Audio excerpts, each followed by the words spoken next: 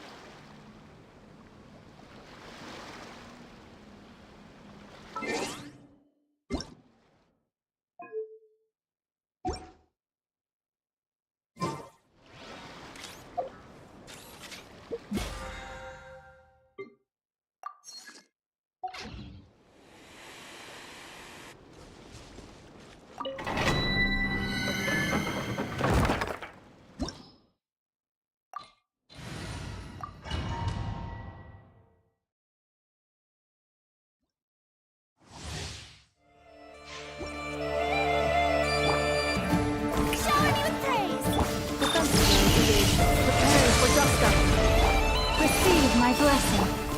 Let the mighty be humbled!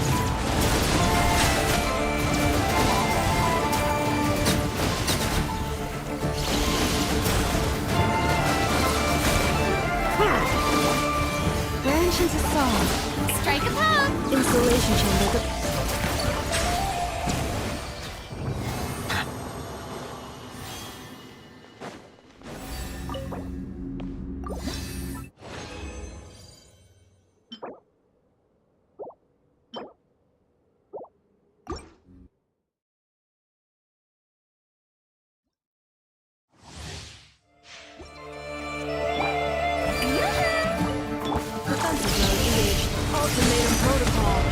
For the everlasting forest. Receive my blessing. Be sanctified. Silence!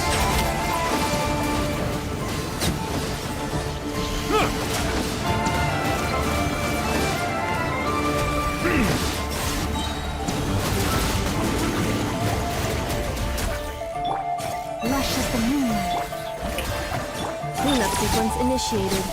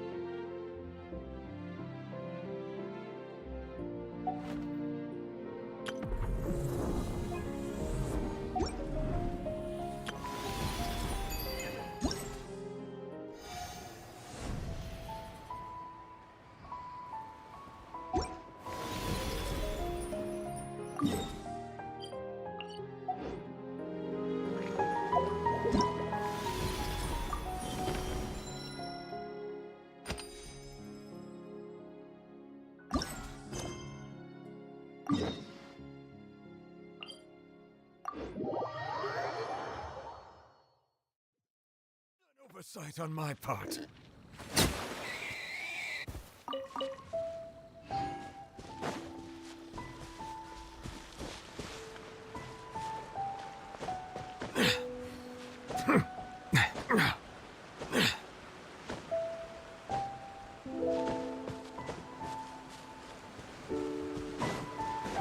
Keep your eyes peeled.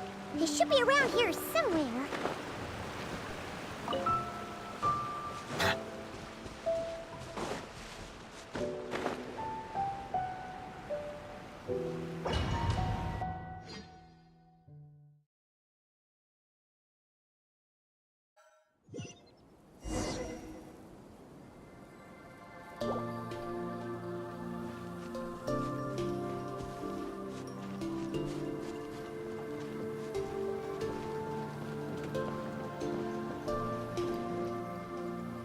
Who could have imagined that the once mighty Geo-Archon might end up so, sitting on a humble stool in the woods, quietly weaving moon lanterns?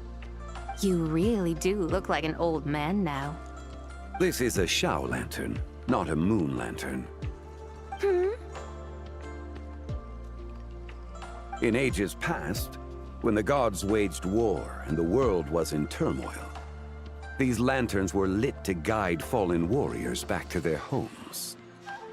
Had you tarried in the mortal realm for but a little while longer, you might have become quite accustomed to them. Even so, it bears such a striking resemblance to the moon lanterns they used to offer up to the heavens. Could this truly be mere coincidence? Perhaps in some sense it is, yet in another, it isn't. For instance, who is to say that some of Langan's magnificent jade did not become part of the very foundations upon which Liyue Harbor now stands? It is conceivable that this ritual was transmitted in such a manner too. Now, let's not let ourselves get carried away. For all its splendor, do not forget that, in the end, even Langan could not escape its heaven-sent fate. Alas, it is just a pity that the little creatures of this world may never again lift their eyes to the moon, even should misfortune befall them. But you, Geo-Lord, now that you rule this realm, why take the trouble, not to mention the risk, to visit one who bears such profound guilt as I? Are you not afraid that you might be sullied by the curse of time that was laid upon me? There is no risk to speak of. At least, not in comparison to that which you took when you defied the heavens all that time ago. As I have stated, time and again, it was not I who defied the heavens. Geo-Lord, the ancient affairs of Langan have nothing to do with me, for I am but one of her deadly selves, severed before her demise. My name is not Zibai, but Zichao. Surely you did not take us for one and the same solely on the basis that we may all assume the form of white horses? Sorry to break it to you, but you seem to have found yourself the wrong white horse. Anyway, do tell me, what urgent matter brings you here? Very well then. I have come to ask for Zibai's shade. Oh? So, the Geo-Lord has set his sights upon Zibai's human soul. And what is it that you intend to do with it? The world outside is changing. With the new moon's birth, the confines of the shadow moon are gradually disintegrating. In other words, the heavenly soul is set to return. Consequently, strange phenomena have manifested within Langan's former domain, leading to the earthly soul's reappearance as well. The last of the trio, the human soul, is in your possession. Most intriguing.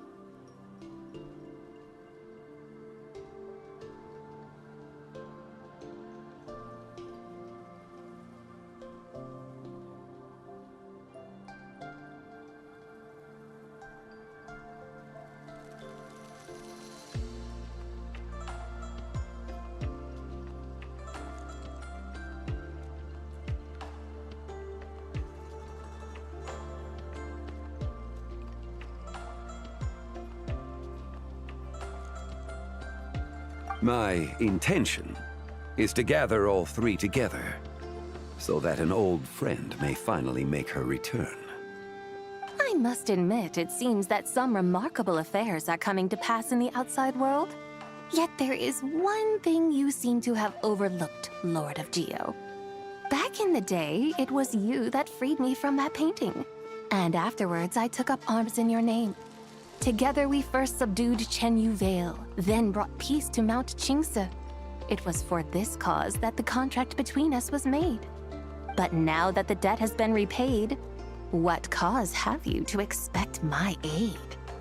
Zibai and I have long been friends. Given not only that you were manifested from a corrupt desire within her divine form, but that you also possess a fragment of her soul, how can you purport to be the wrong White Horse? I think you'll find that we are now as separate and distinct as any two beings ever were.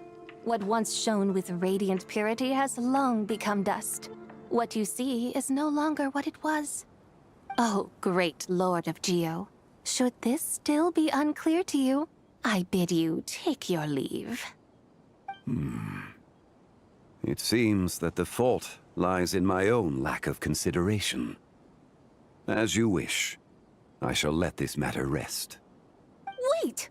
One moment, if you will. Should this not be your opportunity to propose a new contract? The part where you make me an offer I simply couldn't refuse?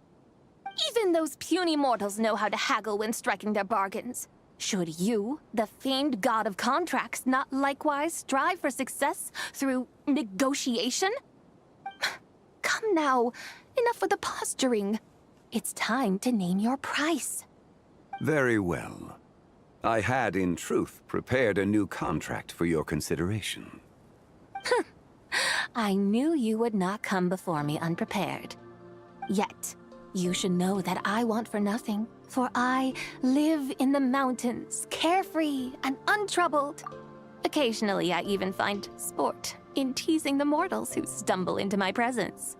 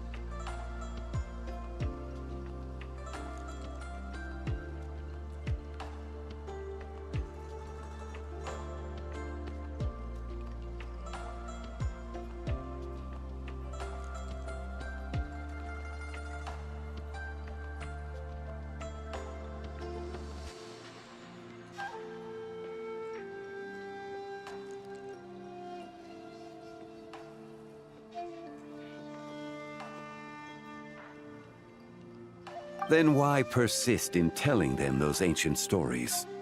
I speak of what transpired before the sky collapsed and the earth sank into itself. That is merely my way of passing the time. And what of it? Would any believe, much less remember, the ramblings of a mountain hermit? Those tales have long since spread throughout the mortal realm. Who? Should my words prove insufficient, I invite you to see the world for yourself. To this end, I have found you a pair of trusty guides. The lantern rite is presently underway in Liyue, and should prove quite intriguing for you.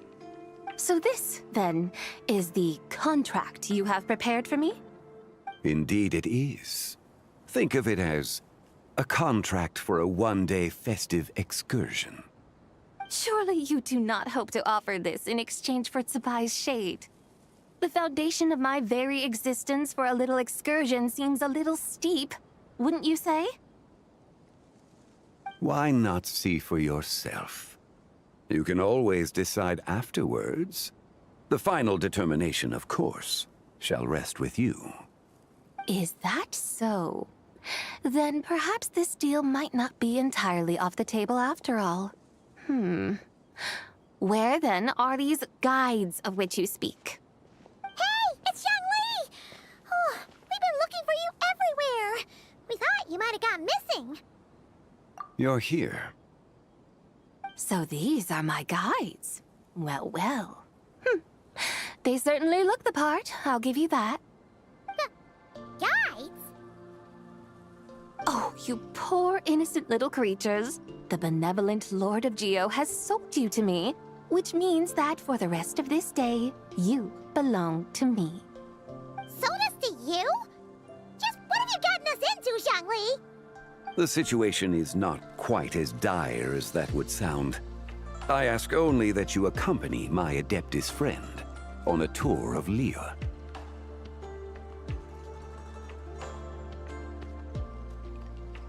I would suspect that depends on how well you entertain me. Entertain you? Let us start with this Liyue harbor of which I have heard so much. Nowhere is quite so fascinating as a place teeming with little mortals. How come this Adeptus sounds so different from what Paimon imagined? Okay, we'll take care of it. Get ready to find out why they call Paimon the best travel guide in all of Tibet.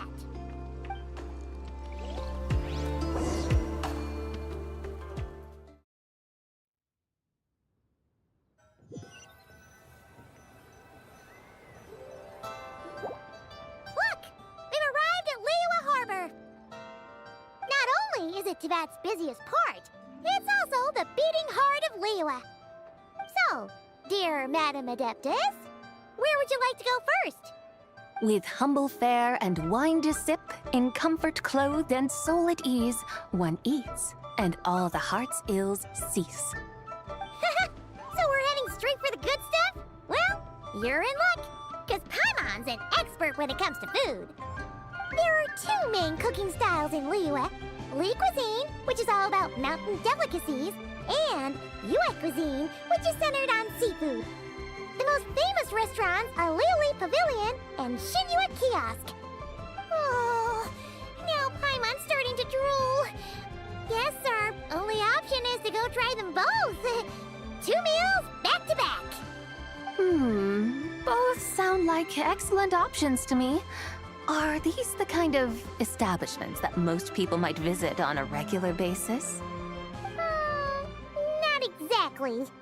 Both Li cuisine and Yue cuisine are known for their pricey ingredients. Definitely not what you'd call the budget options. But don't you worry about that. Just think of it as Zhangli's little treat.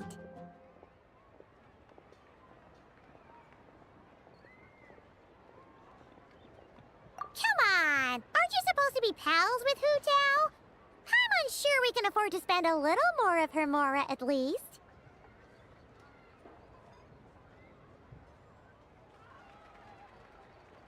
Hey! All Paimon wants is to provide our Adeptus with Don't you want that too? Both certainly sound like worthy choices. Just now, though, I happened to see a porter pass this way. Where might individuals like him go to eat? A hungry porter, huh? Oh! Paimon knows just the place! Yep. Nothing fancy schmancy there. Just tasty dishes made with simple ingredients in a variety of different styles. Most importantly, it's great value for money, too. No wonder everyone loves it, huh? Oh, and the owner happens to be a good friend of ours, too. One mean restaurant. Yes, even the name itself feels lively and down to earth. All right, let's make it our first stop. Yippee! That's a great choice, too. Alrighty, let's head over there right away. Paimon can't wait to dig in. Wamin Restaurant, here we come.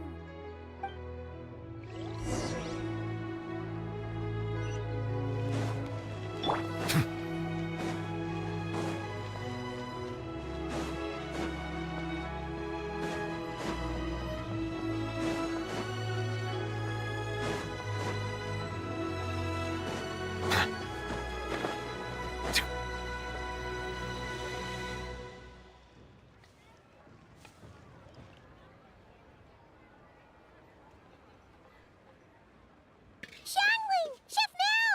We're here! Oh, hello there. What a surprise to see you two. Welcome, welcome. Hey there, Traveler and Paimon. We're a little busy today, so grab a table while you still can. But I don't think I've met this lady before. Is she a new friend? You could say that. Oh, I see. Well, hey there. A friend of the Traveler's a friend of mine, too. Don't worry, we'll take good care of you. Just order whatever you want, it's on the house. By the way, I'm Xiangling. I cook here at Wanmin Restaurant. What's your name? Miss Xiangling, have you ever heard of the White Horse Adeptus? Of course. What about her? I am her, and she is me. Huh? You mean you're an Adeptus? Oh, you young'uns crack me up. Come on, Xiangling. You've got to keep up with the times. Haven't you heard of cosplay? It's like a role-playing game where you dress up as famous characters and pretend to be them. Seriously, it's all the rage, and it looks like this young lady is quite the expert. Your friends sure keep their fingers on the pulse, huh, Traveler? Wow, Dad. Didn't know you were so tuned in. But how come I haven't heard about it? You gotta listen to our customers. Didn't I tell you to spend less time chasing after wild vegetables and more time making friends? You're even more out of touch than I am. Hey, I like making friends too. Isn't that what I'm doing right now? Anyway, even if it is just a costume, is it alright if I still call you White Horse Adeptus? Of course it's all right, because that's exactly who I am. Okay. I can see you're really committed to the role. How about I call you the real White Horse Adeptus instead? In that case, you can call Paimon the real Traveler.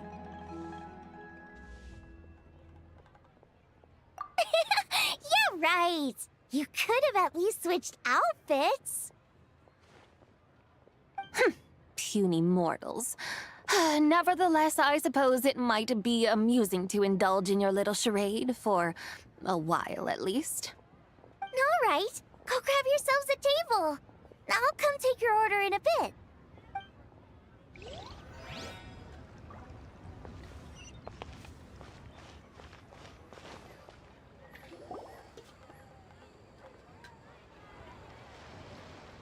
Hello.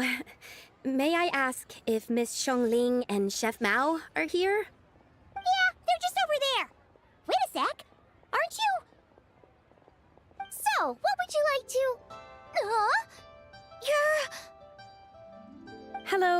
Miss Xiangling.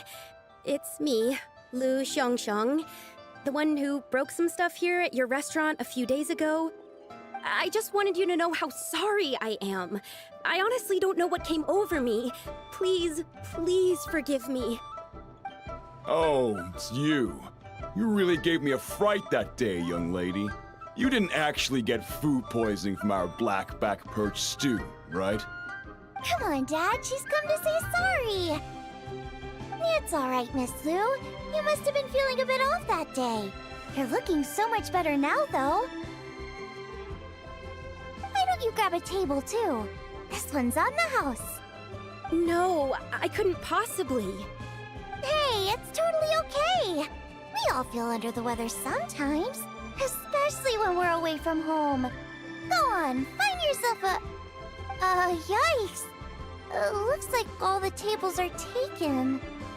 Wanna come sit with us? We've got an extra seat over here. Thanks, guys. So what would you like to eat today? Feel free to order anything you like. I should very much like to sample your renowned poisonous blackback perch stew.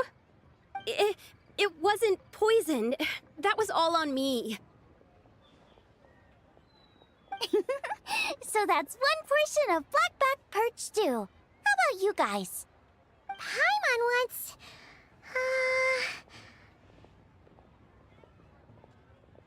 Sure thing! Looks like Paimon's having trouble making up her mind. Anyway, I guarantee you'll love it. Let me think. Well, since the blackback perch stew is on the spicier side, I guess it makes sense to balance it out with a serving of stir-fried shrimp. And since it's lantern rite season, you better try out the triple-layered consommé and come and get it too. Those are our seasonal specialties. As for the carbs, since we've got a full table, how about some right at home? Along with our special chili mince cornbread buns. Trust me, you won't be disappointed. Then for dessert, I'll whip you up some Lucky Snow Delight. I just came up with it a few days ago, and I can't wait for you to try it. Wow! Sounds like quite the feast! Looks like Paimon's in luck today! Am I the only one who thinks that's way too much? Not at all. Don't worry, I know what I'm doing.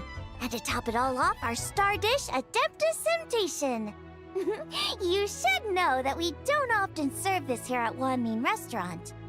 But since this is my first time cooking for the White Horse Adeptus, I'm pulling out all the stops. Okie dokie, just sit back and relax. I'll have your dishes out in no time. Hold on. Did I just hear Miss Xiangling mention the White Horse Adeptus? You did indeed. And you're looking right at her. That's a joke, by the way. She's cosplaying. Oh, I see. Phew, almost believed you there for a moment. Tell me, little one, what business might you have with the White Horse Adeptus? It's a long story. Basically, a while back, I took part in an archaeological dig over at the chasm. While we were there, we discovered a number of relics. Our findings show that they date back to the era of Long Gone, an ancient nation whose people are said to have been the ancestors of some of the modern-day inhabitants of Chenyu Vale. And why might such matters concern the White Horse Adeptus? Because some of those relics not only seem to contain textual references to her, but even depictions of what she looked like. There have long been legends claiming that the White Horse Adeptus was a deity of that era, but there are plenty of other theories out there too. If I could just locate some more detailed records, I'm sure we'd be able to find out so much more. So you're into history? Well, to tell you the truth, I actually joined the archaeological team by sheer accident. But once I'd started down this path, I knew that I wanted to make something of myself. Recently, though, things seem to have taken a turn for the worse. Still can't believe I caused such a mess and even ended up hurting someone. Oh, so you're considering becoming a martial artist now instead? No, I mean, they weren't seriously hurt. It was just a few scratches, and they let it go after my mother compensated them.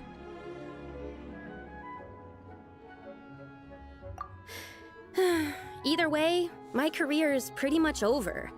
And even though both the victim and the Ministry of Civil Affairs say they won't be pursuing the matter any further, my father says he's going to punish me according to our family rules. Family rules? Yeah, he's decided to ground me. I'll have to return to Chaoying Village after Lantern Rite, and goodness knows when I'll be allowed to leave again. Wow, that's harsh. Sounds like the kind of thing only rich, super traditional parents would do. We're not exactly rich, though. All we own are a few tea fields in Chaoying Village and a guest house in Liyue Harbor. A guest house? It isn't Baiju Guest House by any chance? Yep, he's my grandfather. So, you've heard of the guest house before? Small world, huh? Come to think of it, didn't Boss Lu mention something about hoping that the White Horse Adeptus would show up and let her divine power be known? Sure, but Paimon's guessing this wasn't exactly what he had in mind. Little one, it sounds to me that your family is rather well off after all. What then drew you to archaeology? Why subject yourself to such unnecessary hardships? Even if I stayed at home, there's no guarantee I'd lead a nice, easy life. Just look at my father. Recently, my grandfather put him in charge of the guest house, and he came up with a bunch of ideas right away, starting with changing its name. That didn't turn out well, though. My grandfather yelled at him for days, even calling him a bad son, and they still haven't let it go. Oh! Paimon thinks we might have heard about that too. Long story short, being dependent on others is never fun.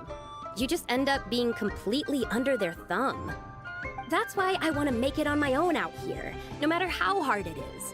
After all, as the saying goes, to rise above others, one must endure the hardest of hardships.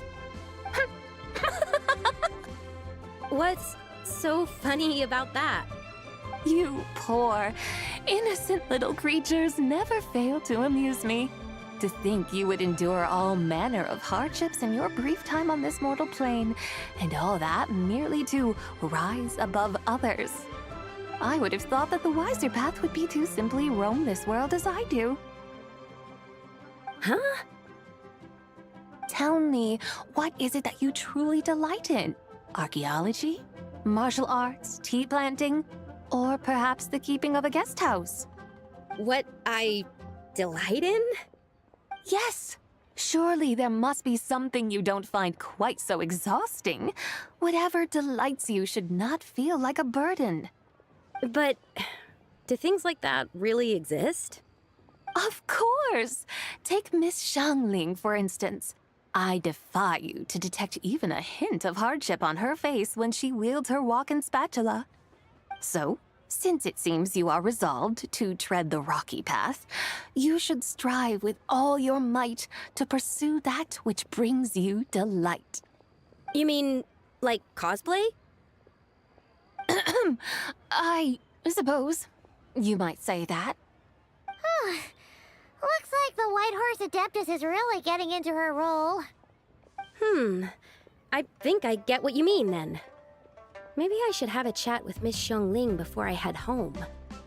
Okay, everyone. Sorry to keep you waiting. Here's your food. Wow, it all smells so good. Oh, finally! I get to try that famous poisonous stew. Hey, didn't you hear what Shang said? It wasn't the stew. If anyone's to blame, it's that other you. What's up? How fiercely this mortal fare burns upon the tongue!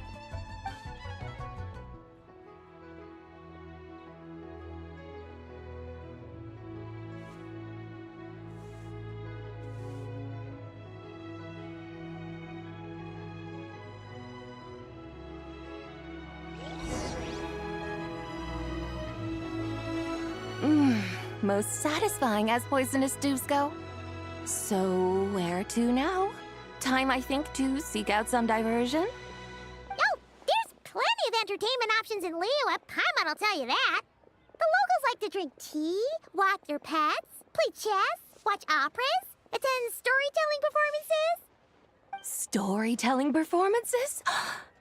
You know, like listening to people telling stories. They're usually based on old Liyue legends, just like their operas. Stuff like the Divine Damsel of Devastation, Through the Eyes of a Dragon, or the Sanctification of Tao Do. What about the story of the bright moon that sits in the sky above us? Paimon doesn't think she's heard that one. Still, the moon does come up quite a lot. It's even in the name itself. The Yue in Liyue actually means moon. Since we're on the subject, you like telling stories yourself, right? Why don't we go check it out? In that case, I'll have to trouble the two of you to lead the way. Awesome! Let's go! Third round knockout, here we come!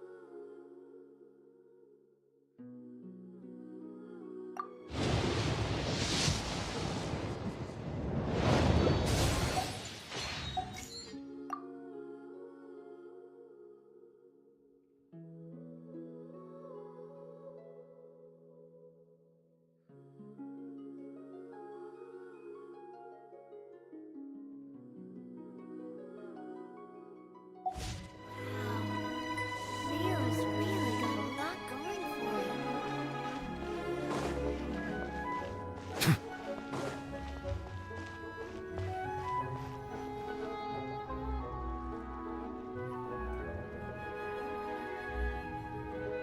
What a tongue twister. I'd have made a complete fool of myself if I tried to say it on stage without practicing it first. Huh. Call yourself Iron Tongue Tien. Wobbly Tongue Tien, more like.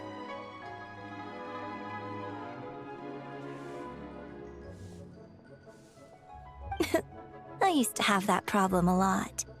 But if you just take your time to grasp the meaning and commit it to memory, you'll be able to say it smoothly in no time.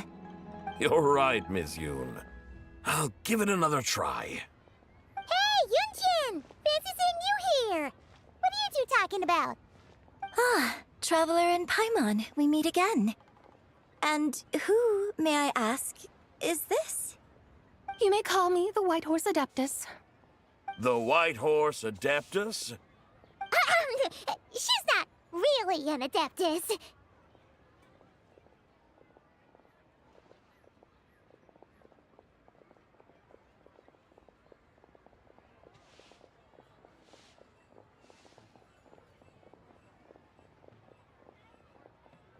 I see. Well, it certainly looks like a lot of fun. Oh, funny you mention it. This type of thing is actually something I'm quite familiar with. Once, to perform Through the Eyes of a Dragon, I decided to imagine that I was Rex Lapis himself. It was the only way to truly inhabit his mindset and understand his resolve to quell those demons. Sounds like you just wanted an excuse to feel all big and powerful. Hey, that's... You just don't understand how inspiration works. Huh, you're one to talk. Paimon's traveled all over with the Traveler, and she's seen things that would make your jaw drop. All right, then. Since you claim to be so knowledgeable, why don't you prove it by reciting an ancient poem? An ancient poem? Which one? Ha! See? You mean to tell me you've never even heard of the ancient poem called An Ancient Poem? What kind of a title is that? Quit teasing, Paimon. We only just found out about that ourselves. He's talking about the writing on those ancient relics. When we first saw it, we couldn't figure out what it all meant. So in the meantime, we decided to just refer to it as an ancient poem. However, thanks to the painstaking work of the scholars who were tasked with decoding it, it seems like that's exactly what it was. Or rather, an ode offered in veneration of the moon and the White Horse Adeptus. Oh, yeah! Didn't Kuching mention that before? It's got something to do with Longon, right? That is correct. The Ministry of Civil Affairs has issued a notice stating that, although it is true that the moon may disappear tonight, we should be in no danger. In other words, there's nothing to fear. But if you're worried, we can always take a leaf from the Book of the Ancients. By reciting this poem, I mean, and calling for the White Horse Adeptus' aid. If we do that, I'm certain she'll protect our moon and keep us safe. Oh, seriously? Paimon has to get a look at this.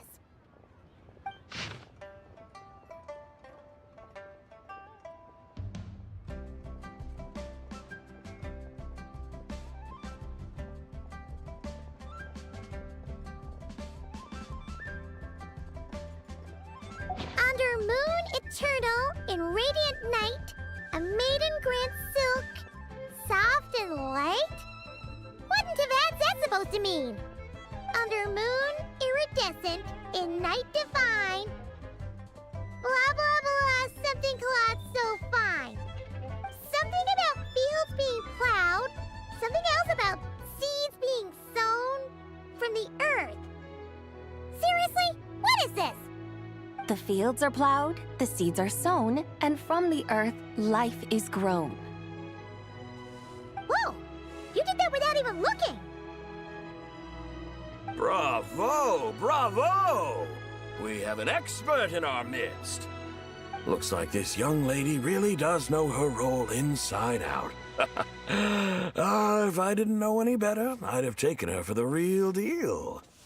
That's because I am the real deal. That's the spirit. This is exactly the kind of mindset I was talking about. Behold, mortals, I am none other than the indomitable Rex Lapis himself. Kneel before my godly splendor. Believe me, young lady, I know exactly why you do it. Back in the day, I was just like you. I must say you are rather amusing as mortals go. Miss White Horse Adeptus, it is a great pleasure to make your acquaintance today. I have some questions regarding the poem, and I was wondering, perhaps, if you might be able to shed some light on it? You want me to explain the full meaning of its verses? Your guidance would be much appreciated. Fascinating. Tell me, do all the people of Liyue still express such reverence for the ancient ways? Well, it's true that we hold a deep fondness for our history, but it is hardly our only pursuit. One of my good friends, for instance, is even more devoted to the modern Fontanian art of rock and roll. Exactly! And don't forget, great practitioners of the role-playing arts walk among us too. People like me and you, young lady. Yes. So rather than placing too much emphasis on our reverence for the ancient ways, it might be better to say that here in Liyue, 100 passions bloom, each with a voice of its own. I see. Then, I suppose it wouldn't do any harm for me to enlighten you. In truth, it is but a simple poem of blessings. Its meaning is this. As the eternal moon rises in the night sky, a maiden adorned with lustrous jade descends upon the earth. She blesses the kudzu vines and mulberry leaves, so that they may be used to make coarse cloth that is nevertheless soft, light, and comfortable to wear. As the iridescent moon rises in the night sky, a maiden adorned with lustrous jade descends upon the earth. She blesses the kudzu vines and hemp so that they may be used to make fine, luxurious cloth. As the frost moon rises in the night sky, a maiden adorned with lustrous jade descends upon the earth. She blesses the mugwort and artemisia so that they may be perfect for divination. So she really did come down from the moon? She shows the people how to use the plow and spade to purge the land of weeds, till the soil, and heap up the earth to make it fertile. Then with the hoe, she teaches them to sow their grain, bestowing the promise of life upon every seed. She blesses the millet and the beans, ensuring that their stalks and vines stretch forth without end. She graces the wheat and the rice, so that their heavy heads are filled with plump, glistening grain. Sounds like she's a real pro at all this farming stuff. The fruits of the field are harvested and brewed into sacred wine for honored guests. This we reverently present to the divine maiden, with every ceremonial step flawlessly observed, so that she may witness the depth of our piety and respect.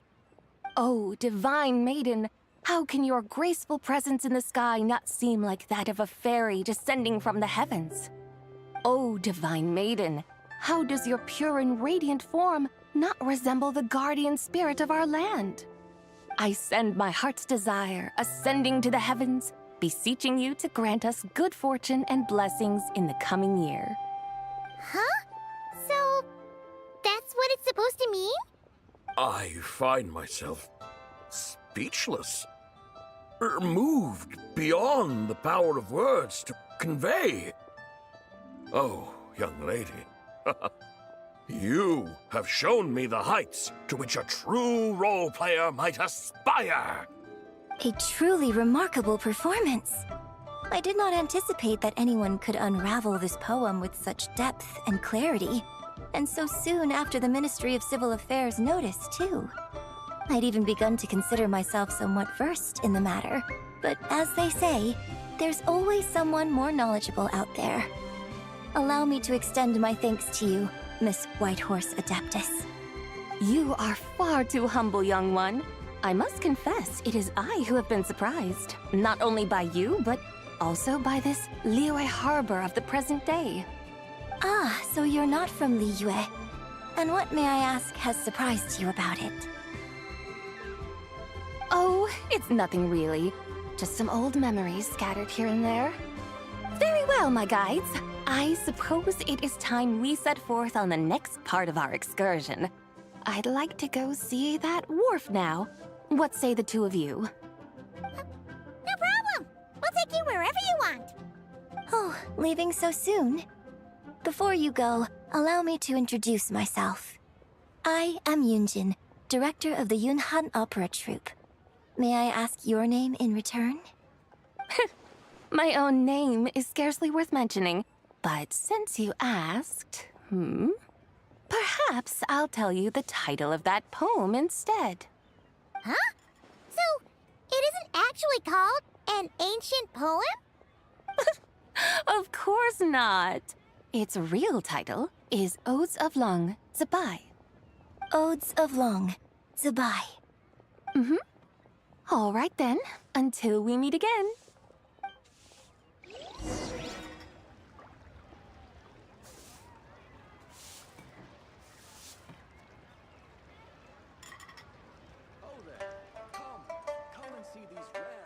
Water comes in many flavors to the discerning palate. Mondstadt's water is crisp and pure, while water from Liyue has an enduring aftertaste. In Inazuma, the water possesses a depth of flavor unlike any other. Sumeru's water, meanwhile, has a rich and complex flavor profile, but it must be savored patiently to fully appreciate it.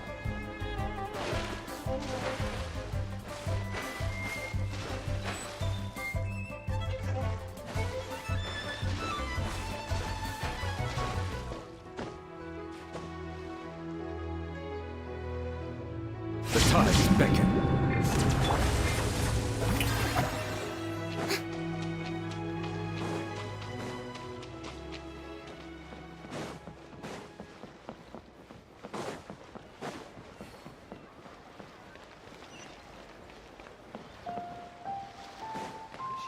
Hey,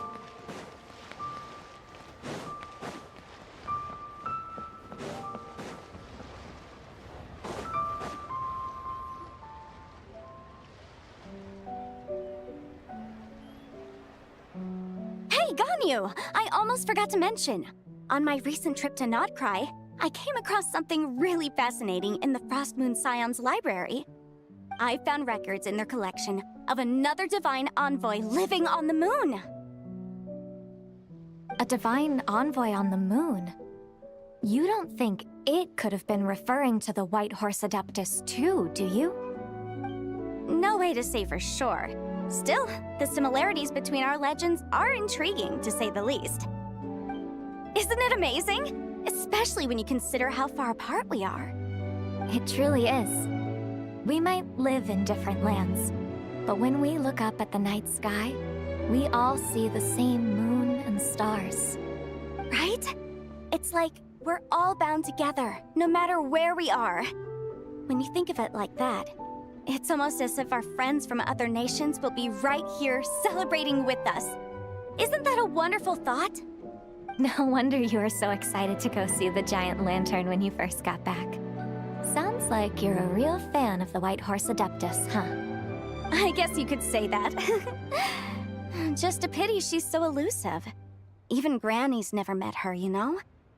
Maybe she really is just a legend after all. Hey, Yanfei and Ganyu! Trust, Paimon. The White Horse Adeptus is as real can be. Huh? Oh, look! It's the Traveler and Paimon! Feels like I haven't seen you two in, like, forever. Happy Lantern Rite. It's so good to see you again. Hey, you two. Happy Lantern Rite. Did I hear you right just now, Paimon? Does that mean you've actually seen the White Horse Adeptus? She has indeed. And now, so have you. Huh? And you are? Why, who else? The White Horse Adeptus, of course. Could you maybe start with something else next time? You're the White Horse Adeptus? That's right. Allow Paimon to introduce you to our new friend, Zichao. She's been low-key obsessed with cosplaying the White Horse Adeptus ever since we met her. I see.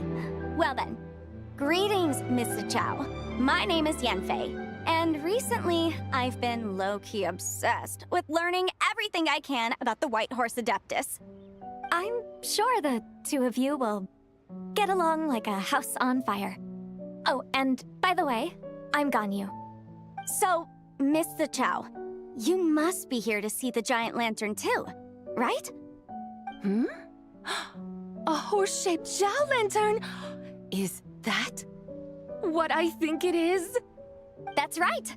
A lantern made to honor the White Horse Adeptus herself. Isn't it gorgeous? Huh? What are you laughing at? Both the lantern and myself. What do you mean? Oh, this lantern truly is an artistic masterpiece. But tell me this, have any of you ever seen a horse before? Come to think of it, Paimon can't remember ever actually seeing one herself. What about you, Traveler?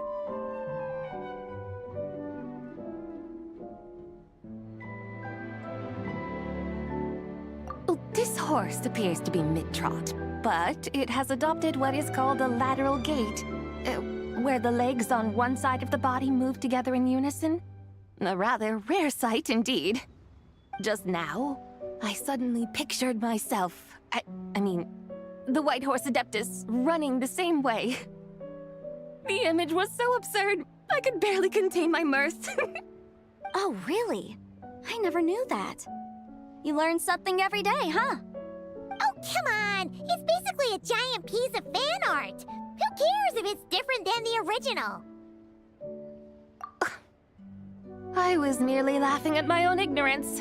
I came here thinking that the White Horse Adeptus's tale had been long forgotten. Yet here I am, gazing upon a lantern made in her honor. Well, you couldn't have been more mistaken. There are so many tales about the White Horse Adeptus, I'm starting to lose count. Just off the top of my head... Just so you know, Yemfei, we've heard it all like a million times before. Uh-huh. But there's one thing I can guarantee that you haven't. Huh? You mean like a new chapter of her stories come to light? Mm-hmm. And I heard it from Ganyu just yesterday. Hey, why don't you share it with the others? Sure, no problem. Where to begin? Do you guys still remember what Liyue's Moon Chase Festival is about? Of course! It's a festival held in honor of the Stove God. That's right. But it took a really long time for the Stove God Festival to become what it is today. In its earliest form, it was actually an adeptal ritual known as the Moon Chase Rite. Paimon remembers Madame Ping mentioning that before, but she never explained exactly what it was. According to Cloud Retainer, the Moon Chase Rite was originally a ritual meant for communicating with the moon. Communicating with the moon? But for what purpose? At first, Cloud Retainer wasn't entirely sure either, as it was always Rex Lapis who performed the ritual. Whoa! Rex Lapis did it himself? Must have been a really important ritual. That's right. Unfortunately, despite numerous attempts, they never actually received any response from the moon, which is why they eventually stopped performing it. But then, just yesterday, Kutching took a picture of the moon being obscured by a dark hole to Cloud Retainer and asked if it had anything to do with the Moon Chase Rite. The moment Cloud Retainer saw it, it suddenly dawned on her that the rite might have been an attempt to reach the White Horse Adeptus all along. Does that mean Zhongli's been trying to bring back the White Horse Adeptus all this time? So how about that? Bet you never thought there might even be a link between the White Horse Adeptus and the Moon Chase Festival.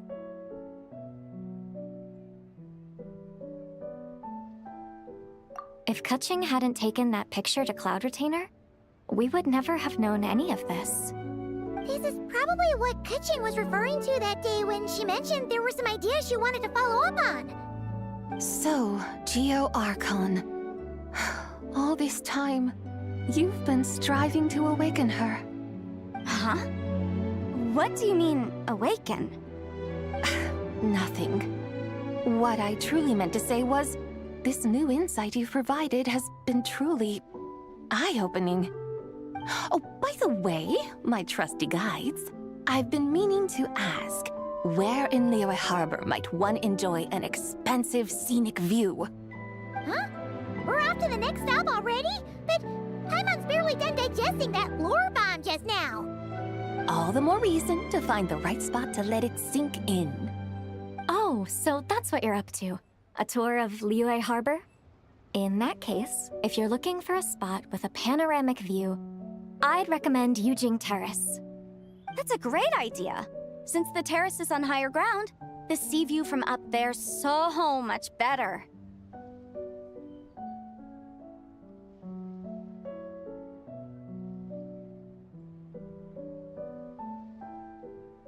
Great!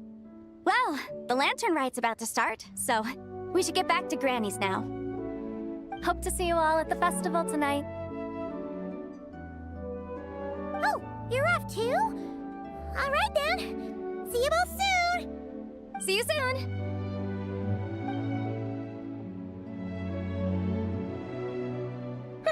Very well, my guides. What are we waiting for? Okay, you're the boss. Eugene Terrace it is. After all, the customer's always right.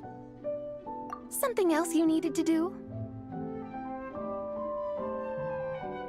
Oh, Paimon likes that idea. And what, may I ask, is a photo? It's this awesome invention that lets you record moments in the blink of an eye.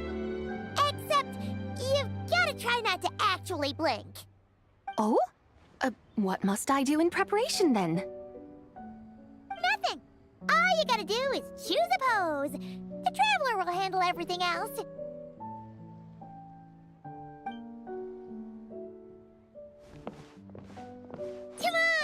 it a try. Look! We got a great picture! Paimon's gonna call it The White Horse Adeptus Meets the White Horse Adeptus in Liyue Harbor. Huh. They've even discovered a way to preserve moments in time. Now I truly am curious to witness what else these mortals might accomplish. Very well, let us proceed. Eugene Terrace lies in that direction, does it not? Hey, wait for us!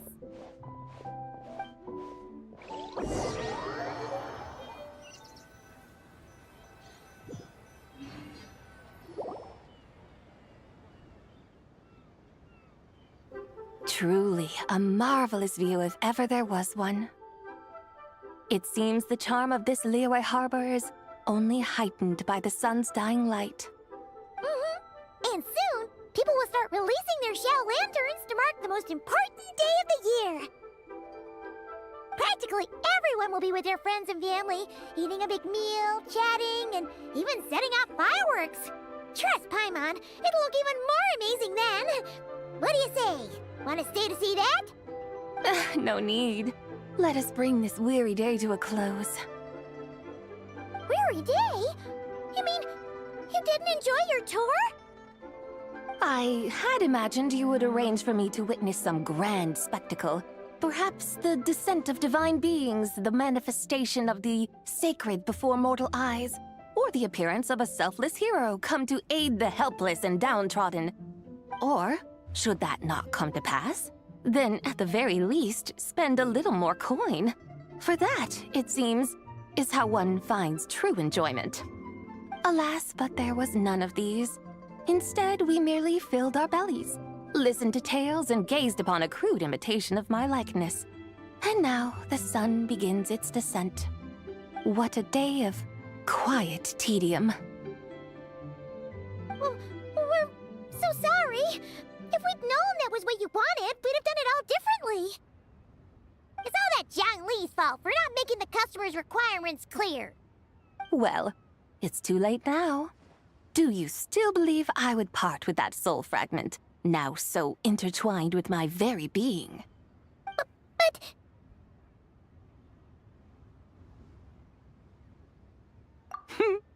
I knew you were the more astute of the pair.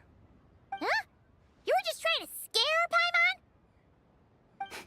It seems the realm of the Geo-Archon has a way of making one more stony-faced.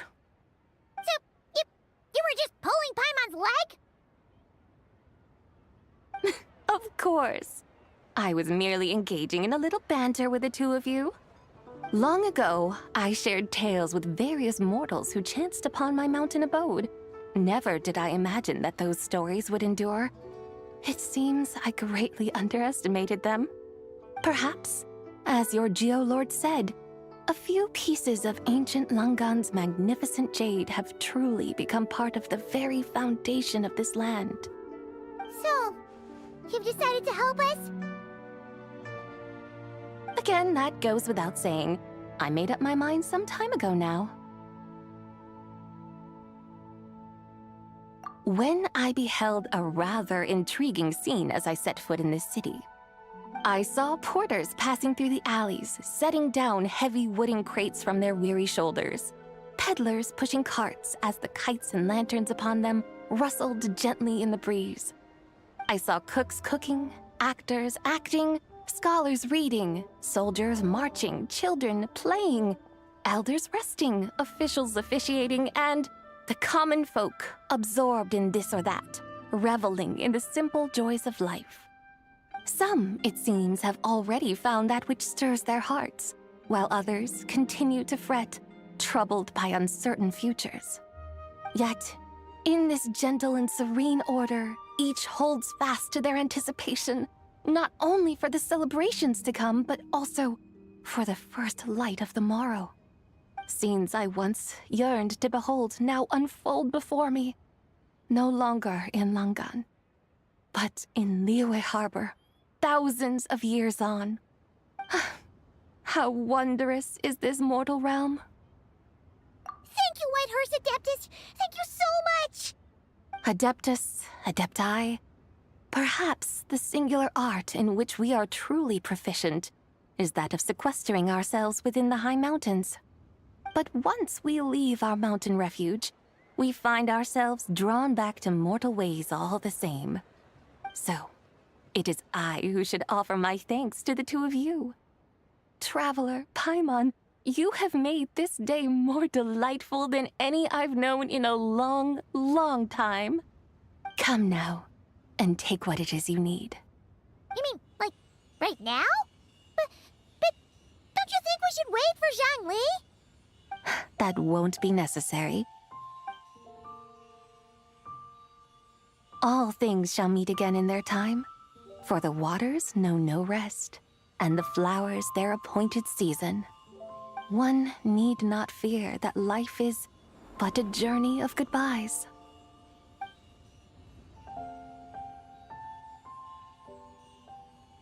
Is she gone?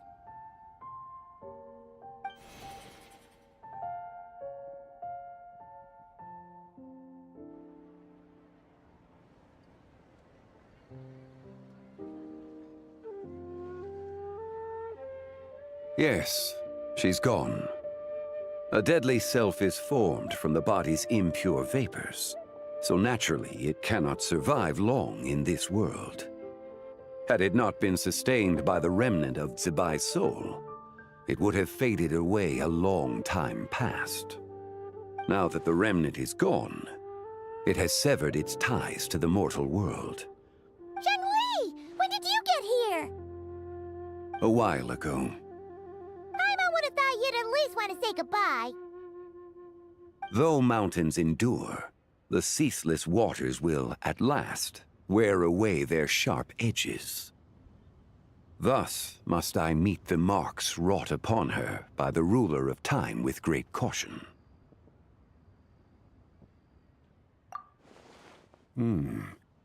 It may be goodbye for now, but someday we will meet again. Really? And when might that be? Who can say for sure? Years and years from now, perhaps. Or maybe tonight, at the Lantern Rite. Are you saying that if the White Horse Adeptus were to be resurrected, she'd still have the memories of the three deadly selves? That she'd still remember us? We will find out soon enough.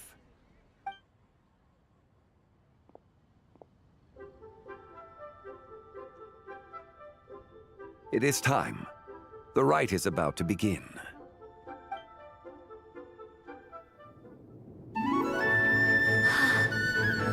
The rite is about to begin. Is the moon really gonna disappear? Got your lanterns ready, everyone? All set. Might be about time to put eyes to the sky. Wouldn't you say, Tianquan? Look!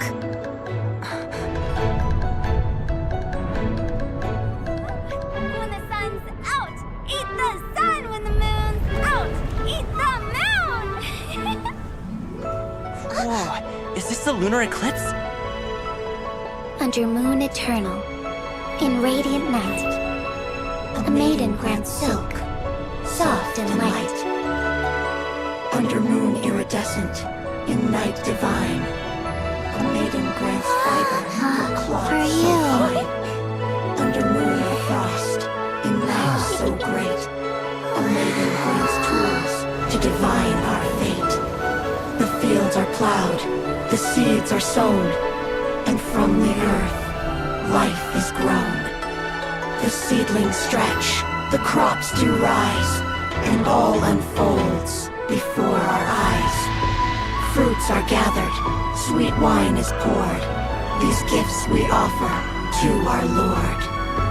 Pure is heaven, so fair and bright, she shines as light in this dark night.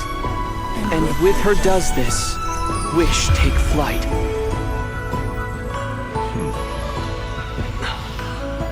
Devoted soul, scattered and unbound. Let this lantern guide you home. By its light be found.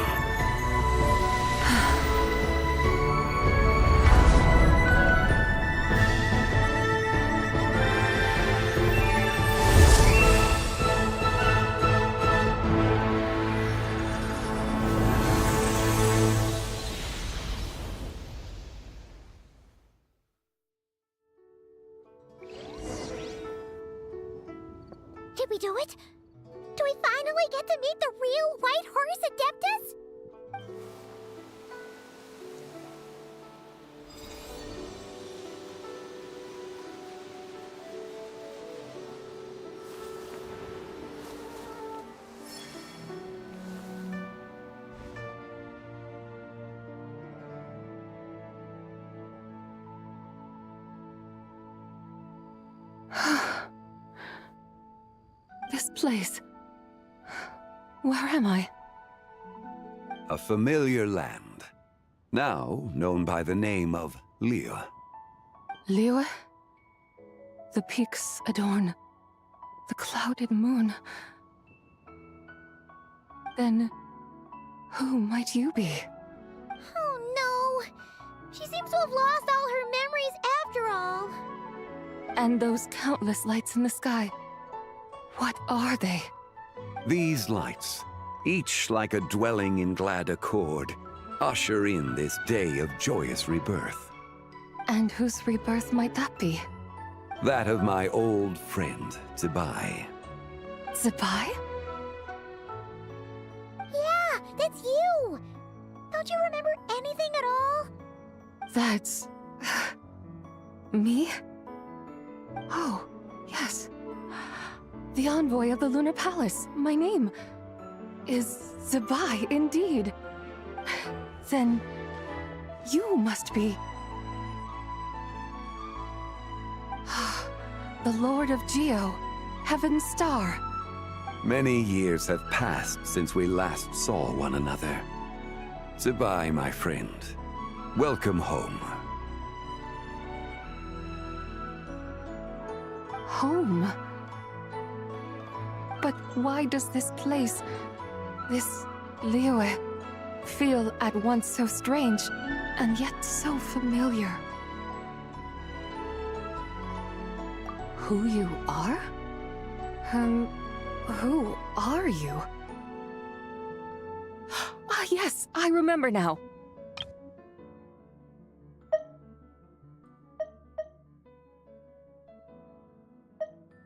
Paimon coming in! Paimon coming in! Is this level okay? Can you hear Paimon? You are that young Wushu dancer, the one who seeks disciples. How fares your quest for disciples? It must have yielded a truly prolific body of students by now, I trust. Hey, you've got it all wrong! You're talking about Gaming! But I could have sworn... Oh, that's right. You're that impudent blonde youngster who kept meddling in my affairs. And to think you even had the audacity to presume yourselves worthy of being... What was it again? Ah, yes, of being my guides. How very wonderful to see you again, my most faithful and beloved guides. I trust all has been well in my absence? Well, she finally got it right. But that sudden mood swing felt even weirder. It's like her head's packed full of slimes. It is possible that her cells have not yet settled. After all, they've only just been brought back together. It may be some time before she fully recovers. Huh? You mean, kinda like she's still half asleep? That I cannot say for certain. Perhaps a few days. Perhaps a few years. A few years? Mortal years are but a poor measure when divine beings tread the realm of dreams. Well, if you say so. Anyway, at least she's whole again, right? That already seems like a pretty good outcome to Paimon. Yes, there is little cause for worry. We need only wait and let time take its course. Say, what are those little creatures over there up to? Celebrating Lantern Rite, of course. And those lights up in the sky? Those are all Shao lanterns. This year, each and every one of them carries a little wish inside. Lantern Rite. Then, may I join in too? Of course! Why else do you think we've been running around like headless chickens these past few days? Tell you what, Traveler, why don't we take the White Horse Adeptus out to celebrate? Who knows? Maybe seeing some familiar faces might help her find her feet? Hey, Zhangli! You've got some time on your hands now, right? Why don't you come along with us? By no means a bad idea, Paimon. Oh, and Zibai, before Paimon forgets, when we meet the others later, remember to wish them a happy Lantern Rite. Happy... Lantern Rite? Happy Lantern Rite! Yes! Happy Lantern Rite indeed. Well then, let's go!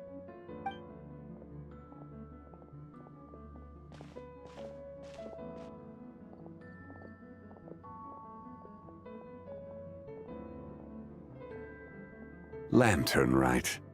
A night of joy, reunion, and moonlit blessings for all.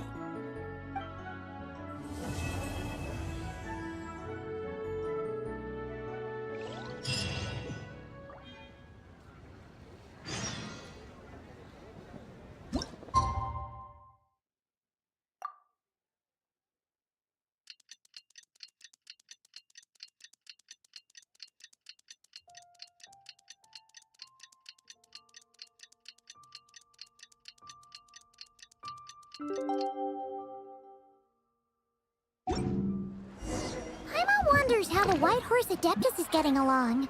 Maybe we should check in on her? We can ask Zhangli where she is.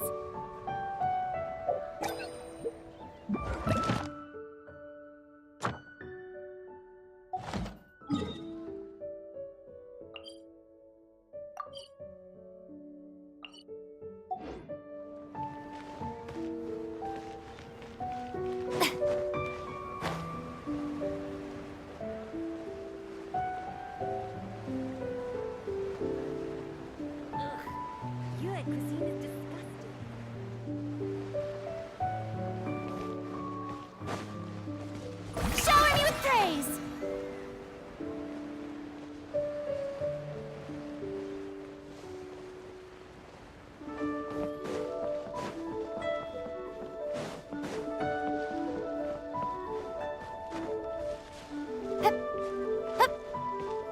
Treat yourself to a seasonal gift from Scent of Spring. I promise it'll be unforgettable. Ad Astra Abyssosk. Thank you for completing today's commissions. Ad Astra...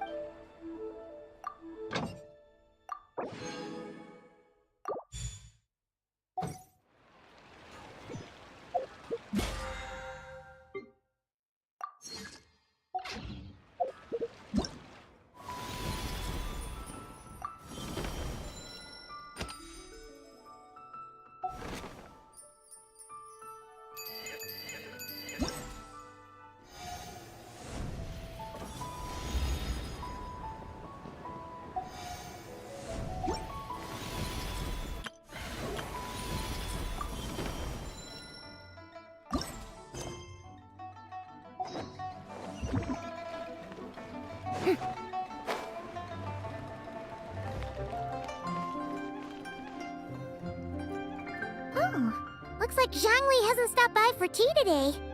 Hey, are you two looking for your friend? Try going up that way. Is Zhangli up that way? No, but that young lady who was dressed up as the White Horse Adeptus the other day is. She's your friend, right? I just saw her head toward Wanmin Restaurant. I was wondering why she was eating alone. But then you two showed up hot on her heels. Oh, what luck! We were just on our way to find her. But what's she doing at Wanmin Restaurant? I have no idea. I said hello, but she completely ignored me. She couldn't have forgotten who I am, right? I mean, we're kindred spirits, aren't we? Maybe she's still half asleep, but her brain might be a little fuzzy. Oh, that makes sense. I was wondering why her eyes were so red. Her eyes were red?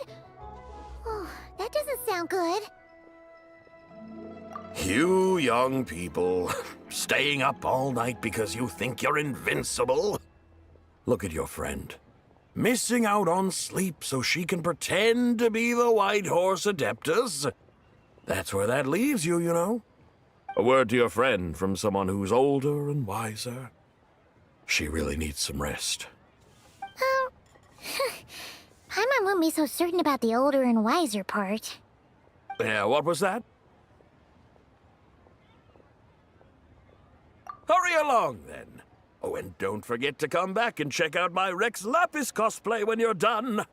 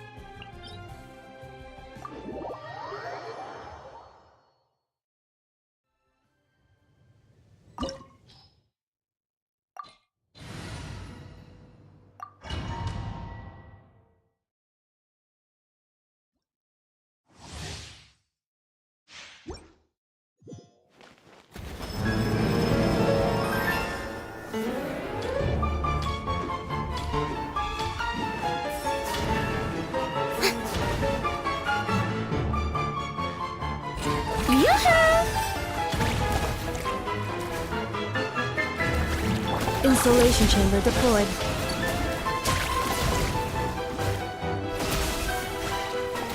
I'm flying! You can't get me up here.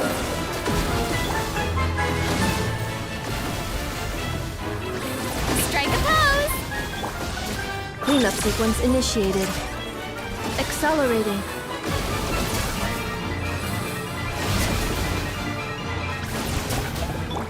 Receive my blessing by the frost moon of old. Settle down! Shower me with threat! Insulation chamber deployed. Annihilation mode.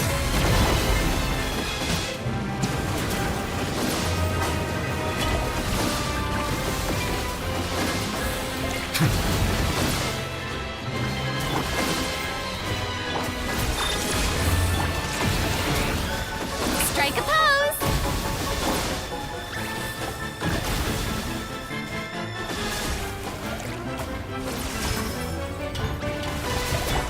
Lush as the moon. Let the mighty be humble! Defensive mode engaged.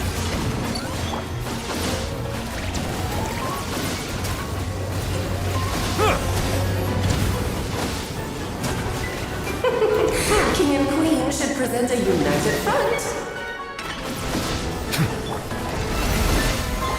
Yoo-hoo! Time to shine! Cleanup sequence initiated. With one heart, we pray.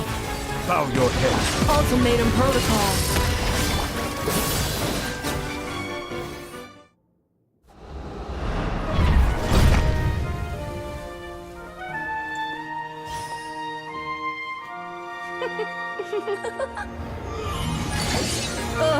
It had to be this form? A toy really doesn't suit me. Well done, but this isn't over.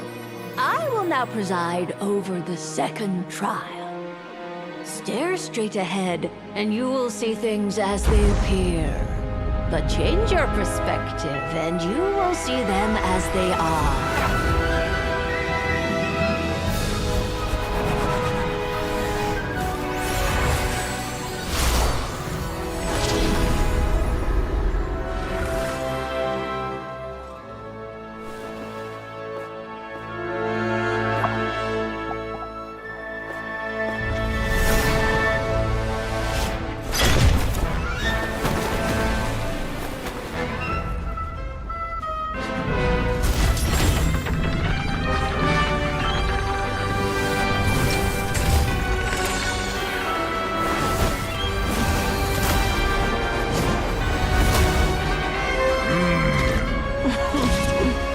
the trial awaits.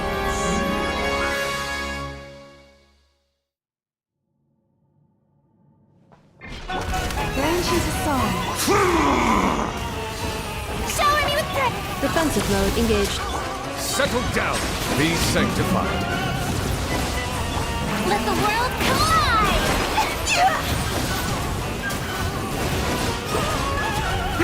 Oh, this is all getting rather dreary. Allow me, my darling. Silence. Ow! A little too toasty. Installation chamber. It is time The tides to beckon. slay our foes with one Lush as the moon. almighty This calls for some strike. pomp and ceremony.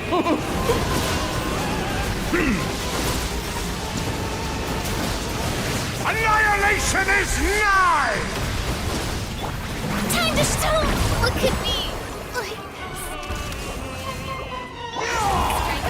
Defensive mode engaged. Branches a song.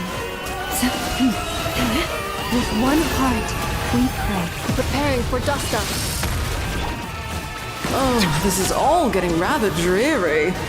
Allow me, my darling. Be sanctified. Ow!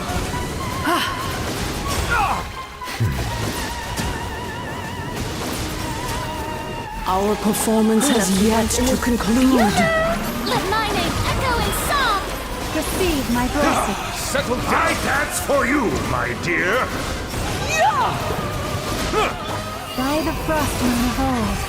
Oh, this is all getting rather dreary. Engaged. Allow me, my darling. Silence.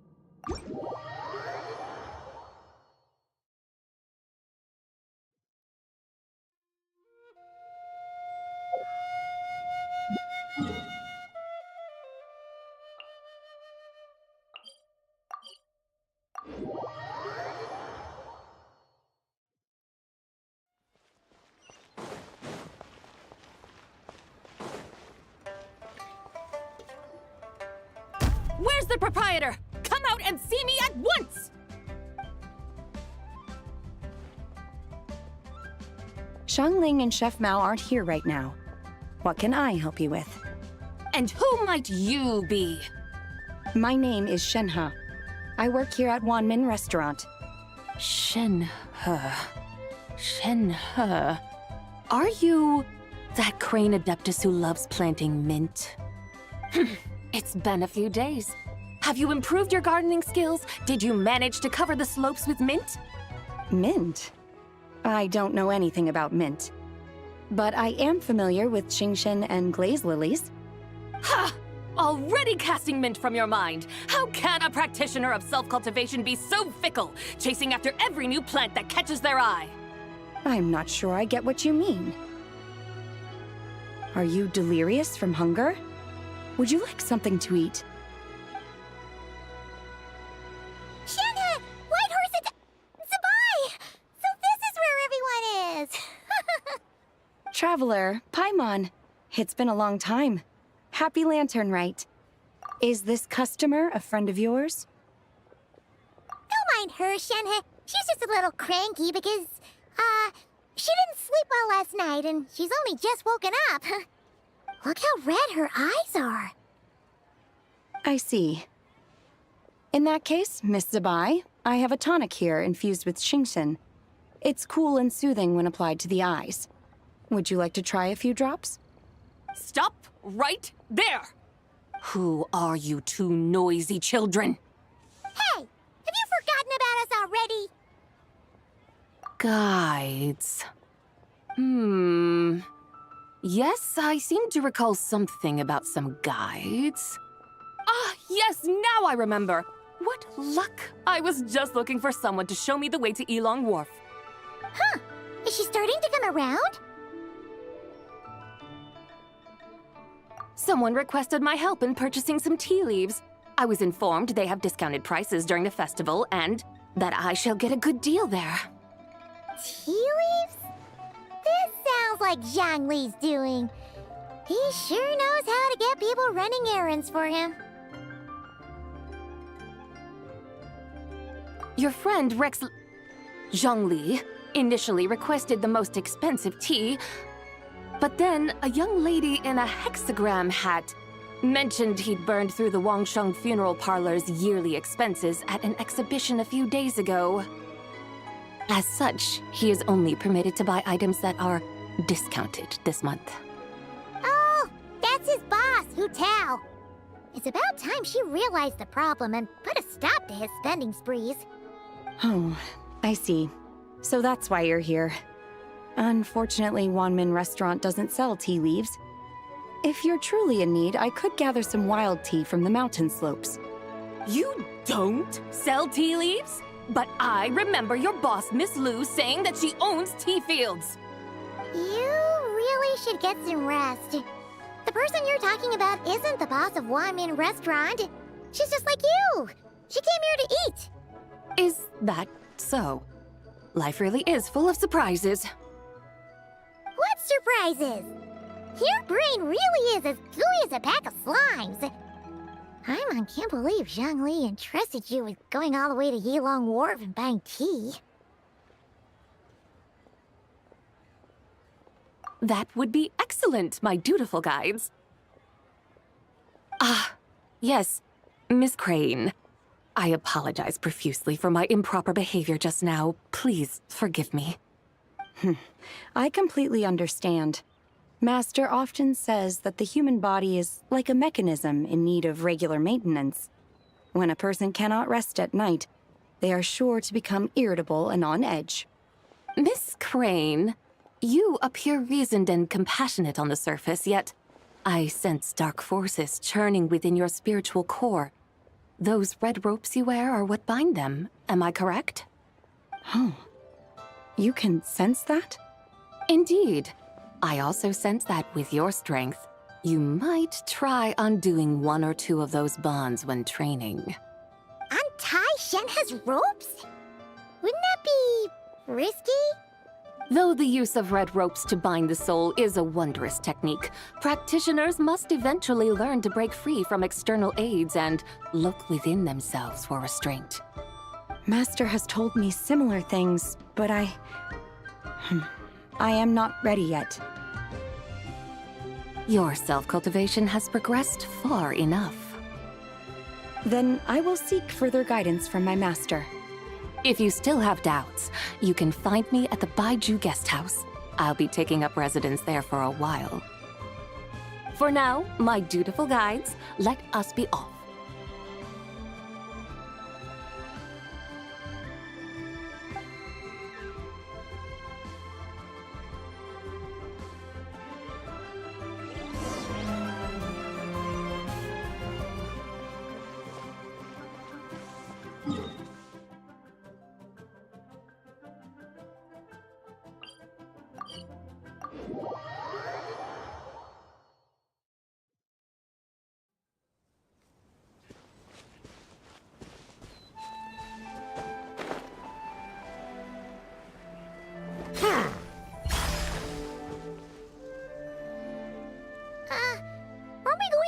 Wharf?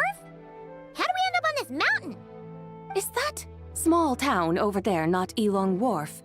I sense a familiar scent wafting through the air. You're right! Except for the smell part. Paimon doesn't smell anything. That is because this scent is the essence of jade, which can nourish the spirit. Oh, yeah! Shenyu Vale does have a lot of jade, but Paimon didn't think jade smelled like, anything. Naturally. This has reminded me of something. Hmm? And what's that? A few simple tricks for mastering one's power.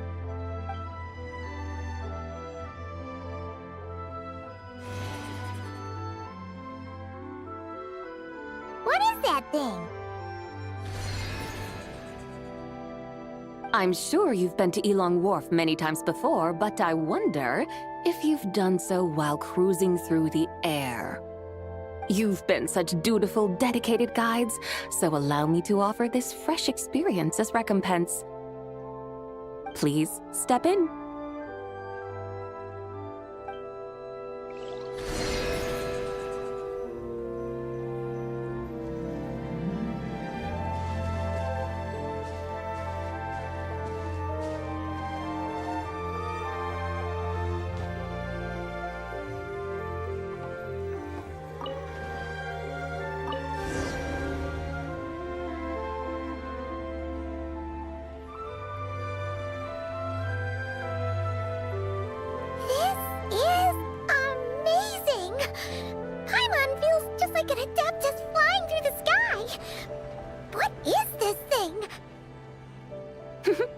I created it from my memories of the chariot of the Lunar Palace. Many years have passed since I last laid eyes upon it, so there may be some discrepancies. Nonetheless, it is functionally much the same. A lunar chariot? Wow! Paimon never imagined she'd get to ride in one! So, Zibai, does that mean you used to work on the moon? Work. That's an interesting way to phrase it, though I suppose you are correct. I was once an angel, a member of a race tasked with guiding humanity. Then, graced by serendipity, I became a moon envoy. Huh? What's a moon envoy? Some kind of super important angel? As you would understand it, a moon envoy is a job title. Any angel, or non-angel, can become a moon envoy. Does that mean you're not the only one? Of course not. Though my memories are still hazy, I vaguely remember some of my colleagues. There was one who liked to take on the form of an ibis. An ibis? Could it be... Can all moon envoys turn into animals? Does it mean Lauma could take that job? She can turn into a deer, and moonchanters are some sort of Luna envoy anyway, right? Moon chanter? I have no idea what those are. Oh, okay then.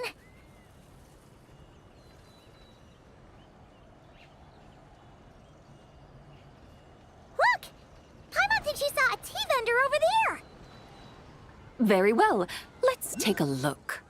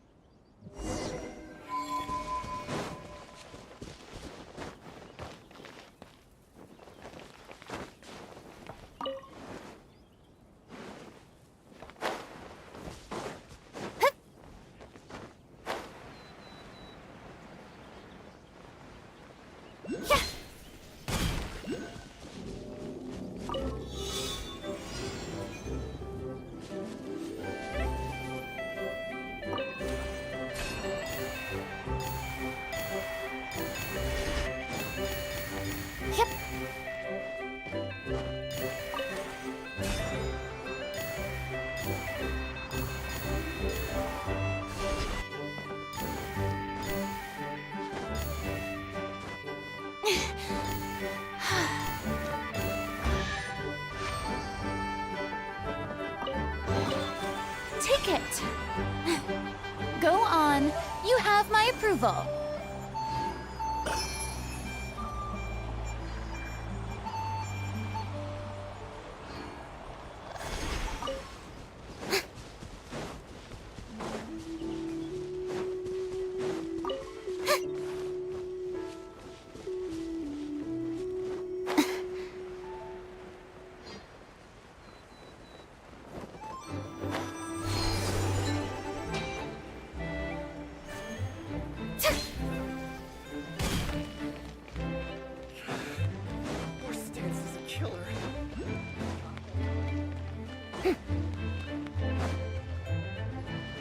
Welcome, please have a look around.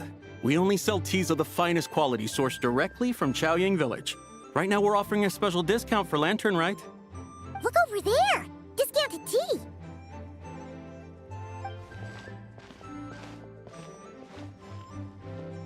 Dear customers, are you looking to purchase some tea leaves? I can see from your bearing that you are no ordinary customers. My humble shop has some exquisite teas that should satisfy your more refined tastes. We're not here for quality. We're looking for a discount. A discount? Well, that's a coincidence. Our Sungla tea is on sale right now. A special festive offer. Something about the name of that tea sounds familiar to Paimon. Buy 3 boxes of Sungla tea during the festival to get 10% off. Buy 4, get 20% off. Buy 10, but... That's right! 10 boxes at half price. Have you been to our shop before by any chance? Oh, Paimon's definitely heard this spiel before. 3, 4, 10, 10, 20, 50. Zibai, what are you muttering about? When purchasing 3, 4, or 10 boxes, the corresponding discounts are 10, 20, and 50%. The intervals between the two sets of numbers are 1 and 6, and 10 and 30. Look! Her eyes turned blue! That's gotta be a first!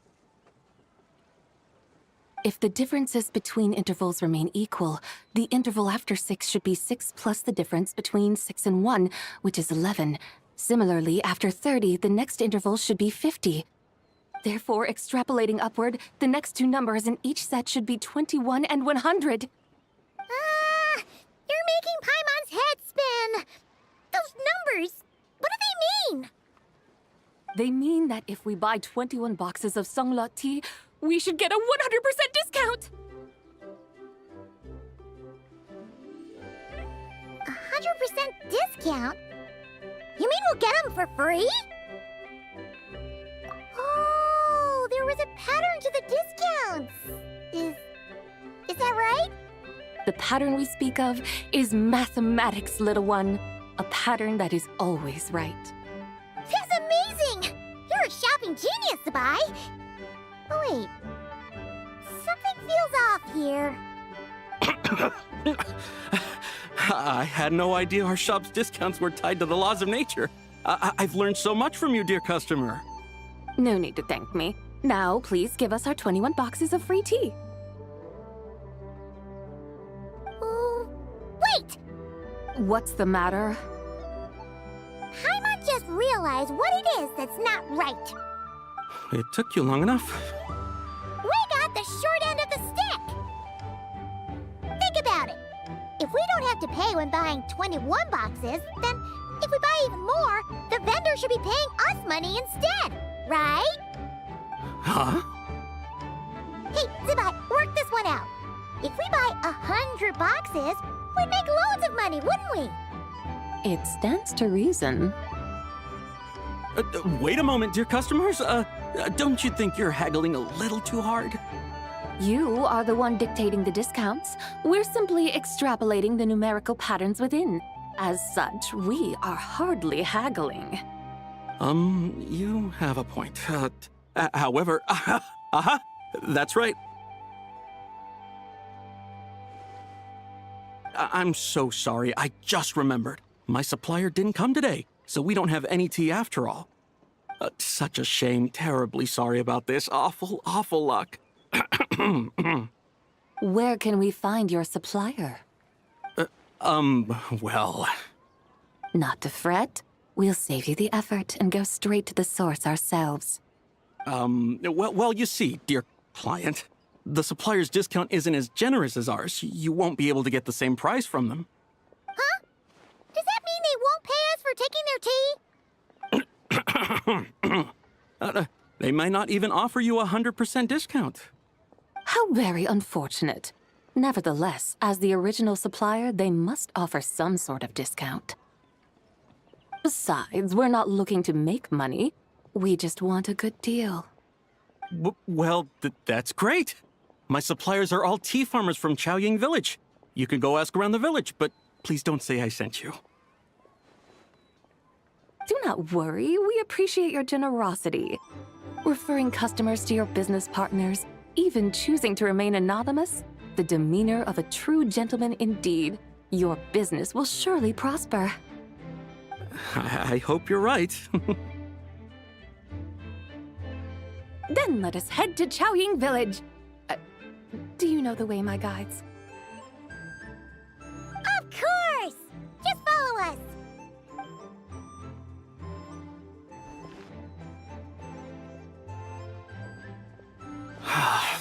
What otherworldly beings were those? Thank the heavens I managed to send them on their way.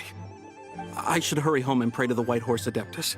May she bless me such that I never encounter such customers again.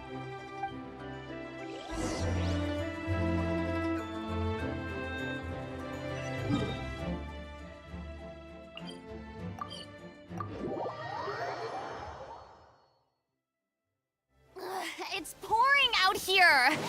Oh, wait, the water levels aren't rising, are they?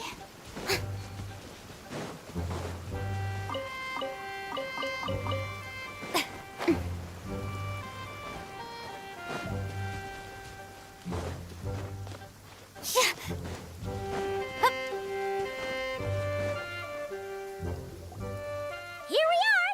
Chaoying Village!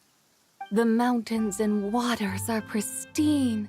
They embody the beauty of heaven and earth. It's a good-looking place, all right.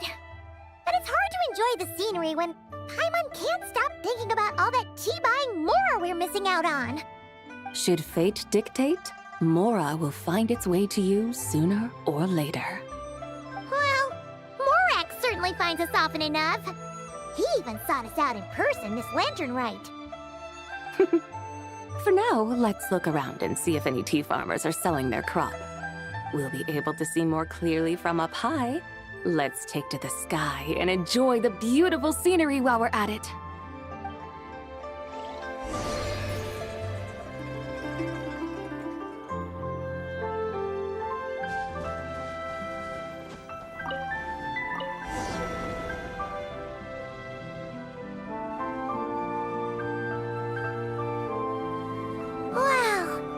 Chaoying Village looks beautiful from up here. Indeed, the houses here are quite different from those in Liyue Harbor. They follow the natural contours of the mountains, forming unique, elegant structures. Yeah, it's super beautiful.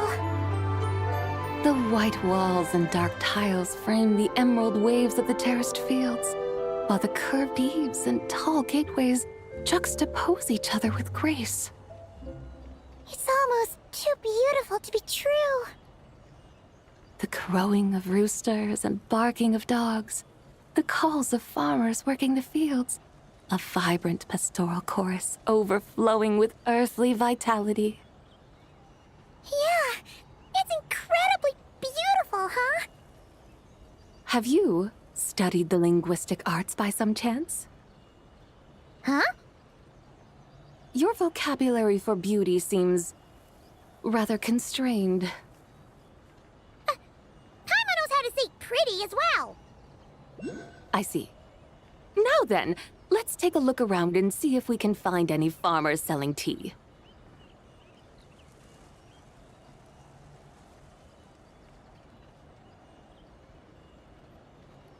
Look! There's someone in that tea field!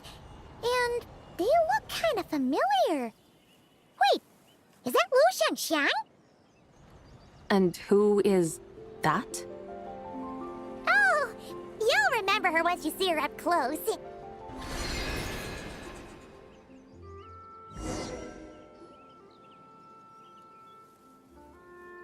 there, Lu Xiangxiang! It really is you! Huh? Paimon, Traveler, and the White Horse Adeptus. Fancy seeing you here. The White Horse Adeptus has a name now. You can call her Zibai.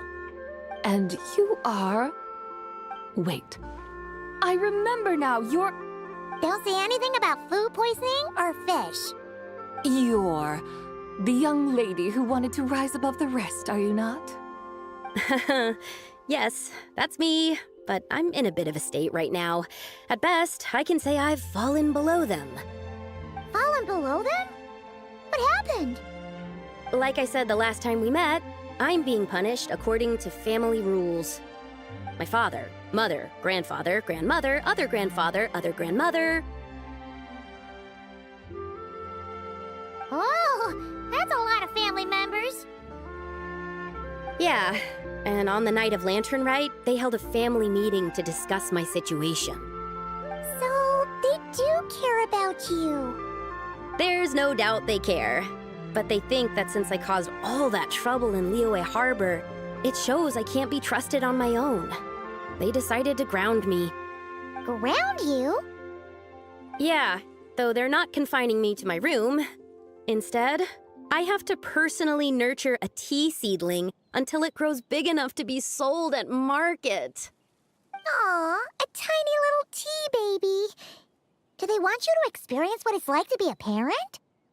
It's supposed to cultivate my character and temperament. They say this will help me calm down and reflect on my issues. What happened in Liyue Harbor really wasn't your fault. Oh well, at least this punishment doesn't sound too harsh. So, how long will it take for the little tea baby to grow? Actually, I don't know. I've never grown a tea tree before. It usually takes 2 or 3 years. 2 or 3 years? Yes, the tea in this garden requires 2 or 3 years to mature. That long? Zibai, you're not making this up, are you? How do you know so much about growing tea?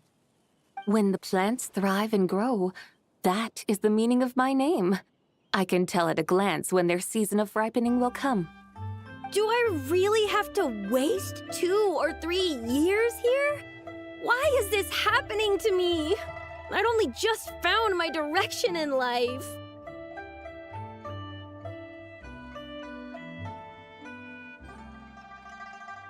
Yes, during the night of Lantern Rite, I heard many people reciting poems from Long Gone in praise of the moon. In that moment, I suddenly felt a great sense of pride. I mean, I helped excavate cultural artifacts from Long Gone, so I contributed to the revival of these poems too, right? So I decided to stay with the archaeological team. I want to unearth even more history. I see. And are you sure that's what you want to do? If you don't achieve anything significant in the years to come, will you still enjoy it? Yes, because archaeology gives me that boom shakalaka feeling. Wait, did Xiangling teach you that? That's right. I was asking her for advice. She said that if something gives you that boom shakalaka feeling, then it has to be worth pursuing. I immediately thought about how, when I'm excavating in the ruins, I always feel like there's a ghost standing beside me, and not in a spooky way. It feels like my great-great-great-great-great-grandmother patting me on the shoulder and saying, "Keep going. You're about to rediscover some grand ancestral knowledge."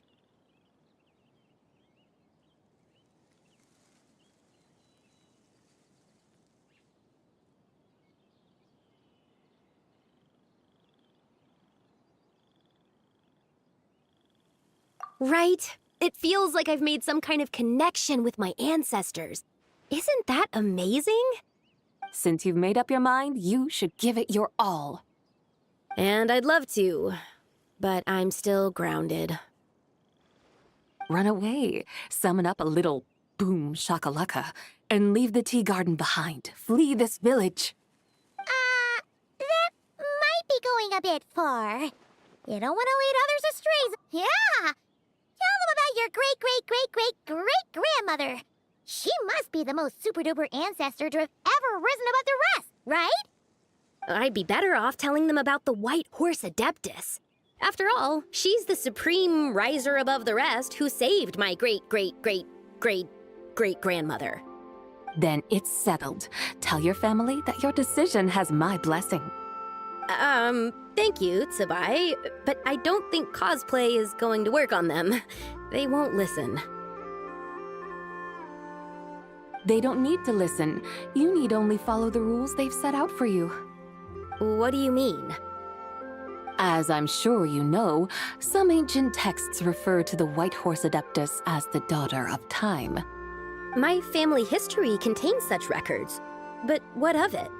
If the White Horse Adeptus were to manipulate time to make your tea seedling grow overnight, then you'd be free, correct? Is that how it works? If the White Horse Adeptus were to really get involved, my grandfather would let me leave right away. But who really believes that she'd show up and help? It's not as if you have any other options. Why not try calling out for help? It won't cost you any more. Guess I might as well. I've got no better ideas anyway. White Horse Adeptus, if you can hear me, please save me from my predicament!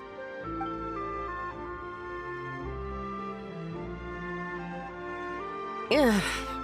Nothing happened, as expected. Perhaps the White Horse Adeptus has already heard your prayer. Why not come back here tomorrow and take a look? By then, the seedling you planted may well have grown into a thriving tea tree. Thank you, Zibai, for trying to comfort me. I do feel better now, kinda. But can't you really do something like that? Oh, it's getting late. Why don't you all stay at my house tonight? My family may be strict with me, but they're always welcoming to guests. That sounds great! Let's get some sleep and then come back here tomorrow to see if our tea baby has grown.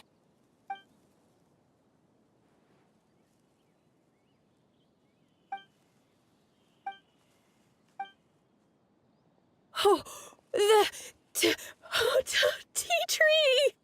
Whoa! Your tea baby is all grown up! Indeed, it has grown into a mature tea tree that can stand tall in the face of wind and rain. How is this possible? It must be the work of the White Horse Adeptus. Your prayer must have moved her. Are you sure? Perhaps she heard your prayer and chose to answer the call. She once saved my great-great-great-great-great-grandmother. This time, she saved me. That's incredible!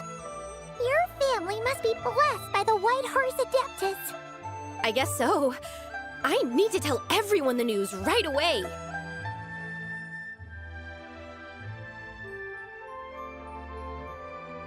They'd better. Since this is the will of the White Horse Adeptus, I don't see how they could object. Go. And if you run into any more trouble, call out to the White Horse Adeptus just like yesterday. Thank you so much. Paimon really thought you were going to use Adeptal energy to make the tea baby grow, Zibai.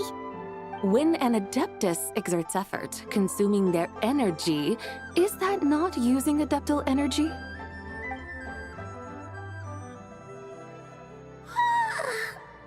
Alright. What are we doing? When an Adeptus exerts effort, consuming their energy, is that not using Adeptal energy?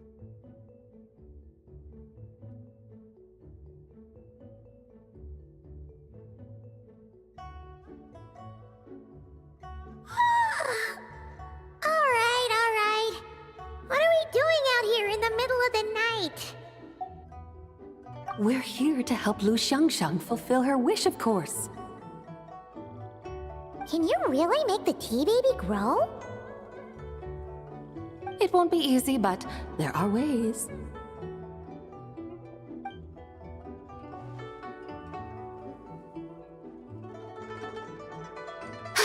There, it's grown. Hey! You just transplanted a tea tree from over there!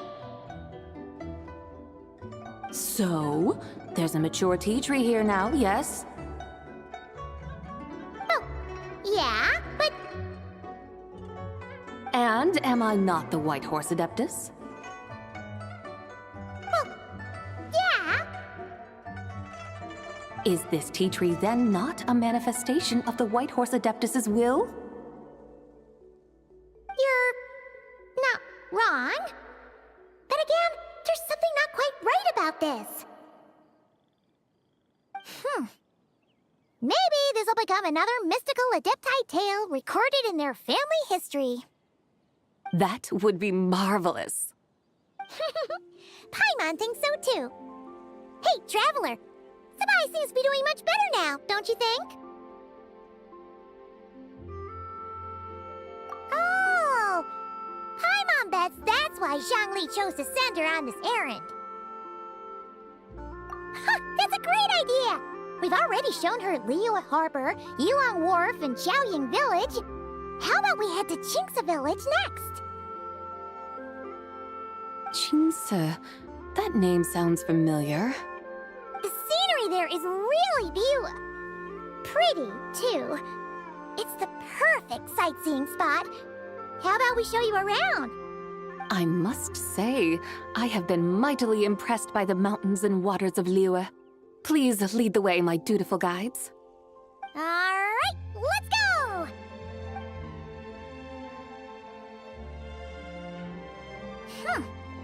Paimon can't help feeling like we've forgotten something.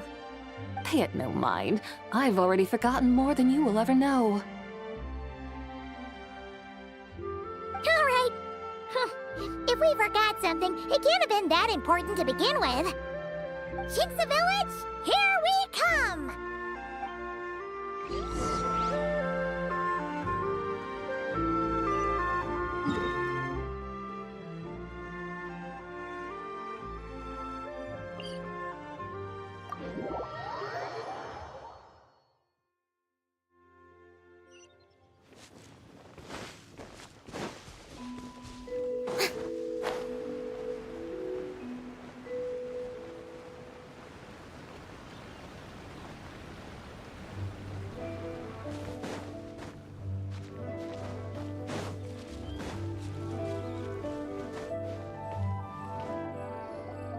We should plant cucumbers.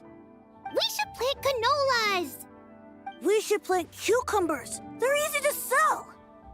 We should plant canolas. The flowers are pretty. What are you arguing about, little ones? We're deciding what to plant in our field once Lantern Rite is over. Yeah. Dad gave us a small plot of land to grow our own crops. He said we can keep all the more we get from selling them. We should plant cucumbers, right? Dad plants cucumbers every year. We should plant canolas. We can press the seeds for oil. It smells good and sells for a good price. Ah, an agricultural debate. This should be easy to sort out. Granny, are you a farmer? Could you tell us what to do? Granny? What did you just call me, you rapscallion?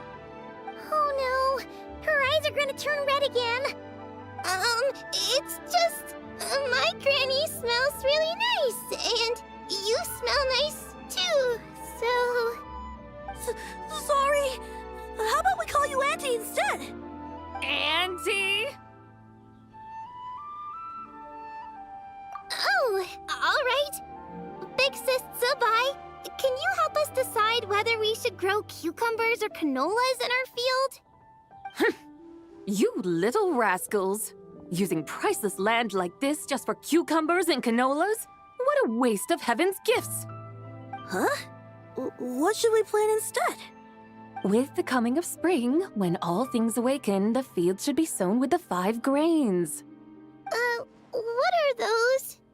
The 5 grains are life's staples, the heart of the people's table. I notice the people here mostly eat rice, so that is where you should begin. Based on the local climate and soil, seedlings planted in mid to late spring should produce mature grain within 2 or 3 months. When autumn comes, you can plant a second crop, with time still to harvest it before the first frost. The rice you harvest can be sold at market or kept in your stores. It's a far better choice than cucumbers or canolas. Oh, but Big Sister Zibai, I like canolas. That's no issue. It is unsuitable for continuous cropping in any case. You can rotate it with rice to maximize your yields. After the second rice harvest, around wintertime will be the perfect opportunity to sow their seeds. And when they mature in mid to late spring, you shall be just in time to sow the first rice crop of the year in turn. This way, your field will sustain balance, rice and canola in a harmonious cycle. Wow! That means we'll have crops to harvest all year round! Wait a minute! If rice and canola take up the whole year, what about my cucumbers?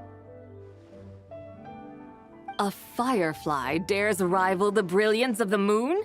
In what twisted universe should cucumbers vie for land with rice? Big Sis Zibai, you're going to hurt Lil Lee's feelings! Auntie hates cucumbers!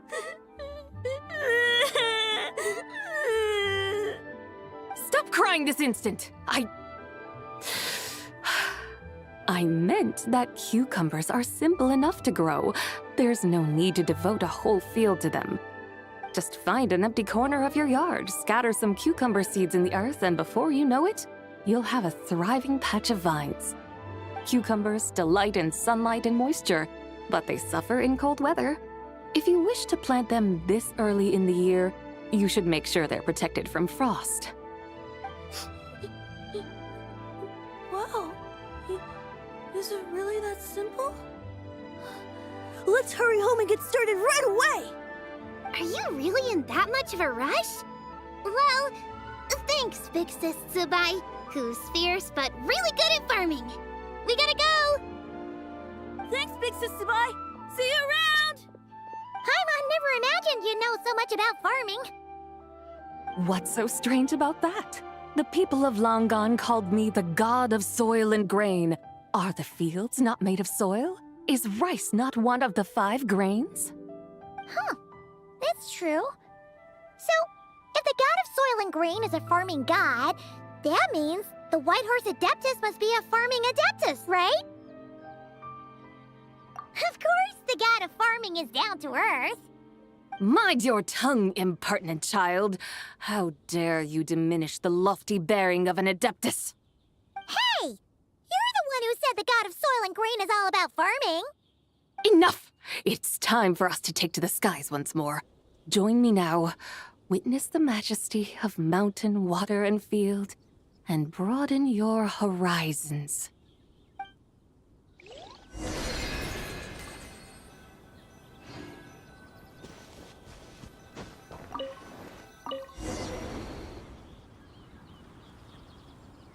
Wow!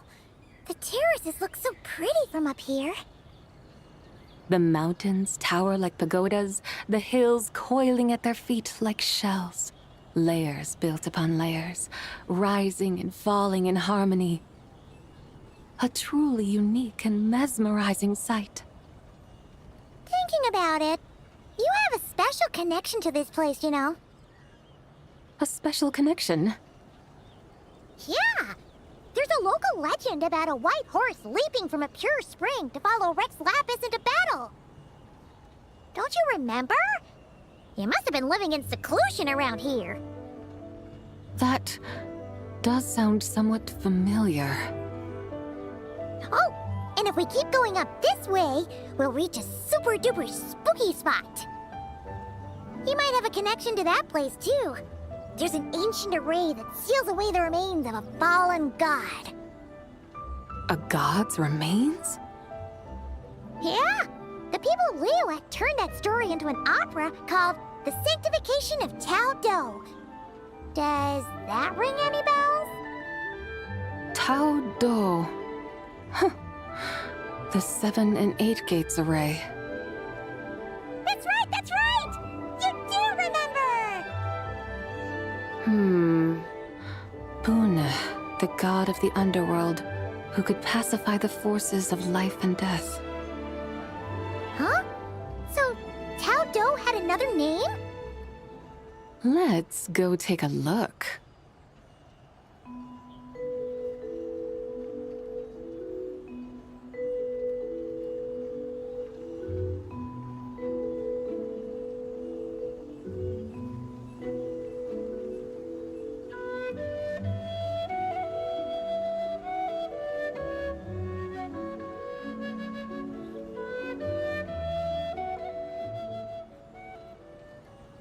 Hello! We've arrived at Wulwang Hill.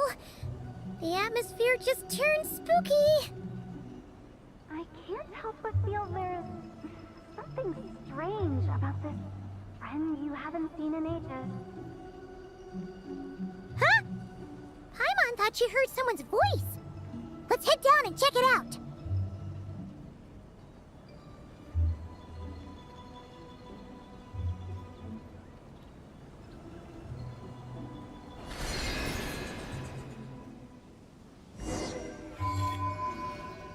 I can't help but feel there's something strange about this friend you haven't seen in ages.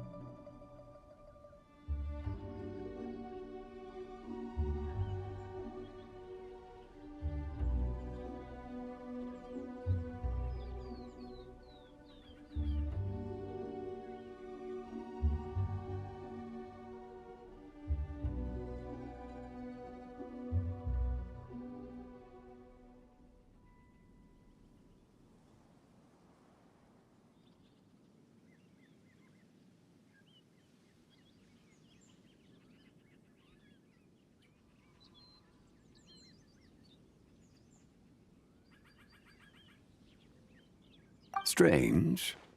Whatever do you mean? Her strangeness defies description. This Miss Zibai is a full-blown enigma, don't you think? I'm afraid I have no idea what you're talking about. Aren't you worried about sending her all the way to Yilong Wharf on her own to buy tea? What if she gets lost? Where there are people, there are paths. Now I'm the one with no clue what you're saying.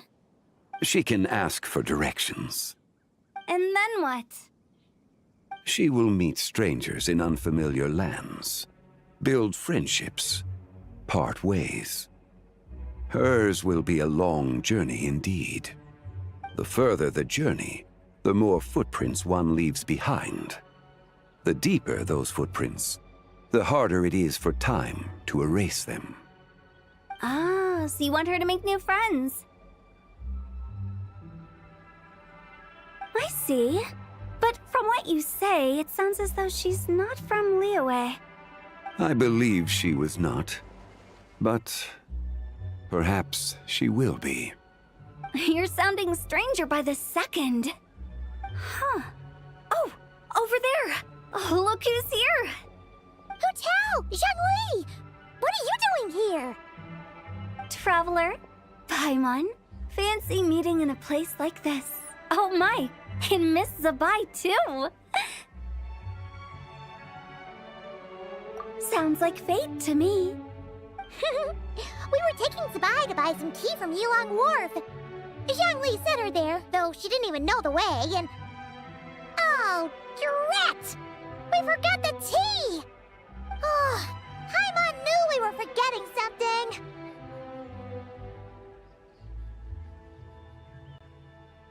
Why didn't you say so earlier, then? What's done is done. There's no need to dwell on it. Fresh tea grows with each passing year. Let fate deliver it as it wills. Exactly. You can get tea wherever you go. You're hardly running low now, are you? Paimon feels a lot better now that you've said that. Still, I'm a little confused. If you were buying tea, how did you end up all the way out here? We're taking Zibai on a sightseeing tour. We started at Liyue Harbor, stopped in at Yulong Wharf, went sightseeing around Xiaoying Village, made our way to Qingce Village, and now we're here. Wow, that is quite the itinerary. Yeah, actually, Paimon thinks it's about time we headed back. I'm here to pay my respects to my ancestors. My dear consultant kindly agreed to join me. It is Lantern Rite, after all. Adepti and ancestors should be venerated alike. Ancestors? Wait, could you be? Are you heir to the Wuwang Kid? Or perhaps the lone butterfly of the Crimson Flame?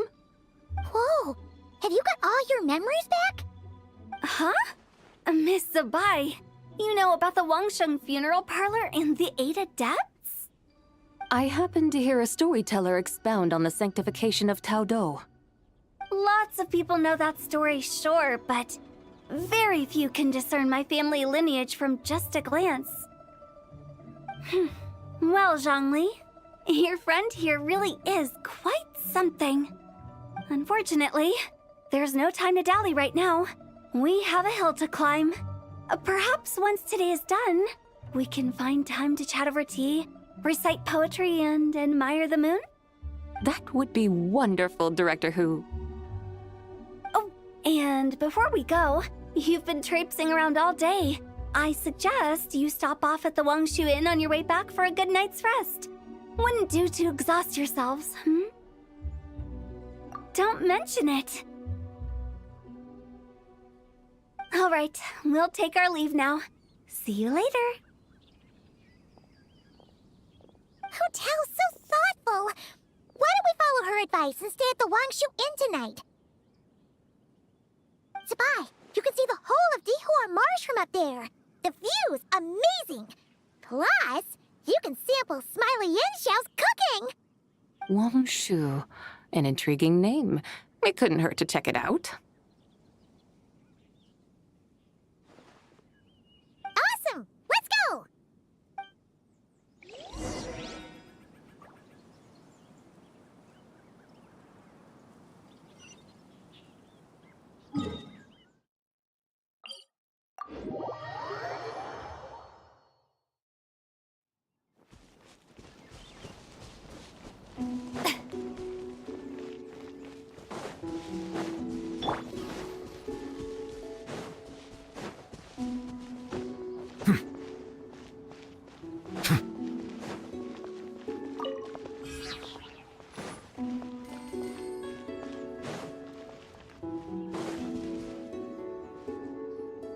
Is that towering structure Wangshu Inn? Sure is. We can take the lift up from over there. Always walking the path long trodden. Does retracing others' footsteps not tire you? Come on, get in. We'll fly to the top.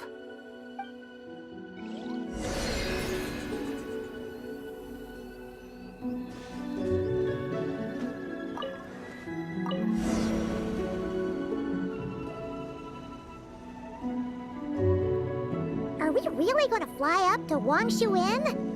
Isn't that a bit showy? All the guests are going to see us. Is that a bad thing? To be able to witness an Adeptus. This will surely add to the inn's appeal, not to mention the room prices. The owner will thank us.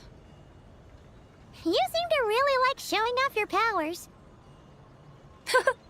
This inn's architecture is incredible, and the surrounding countryside radiates a picturesque charm.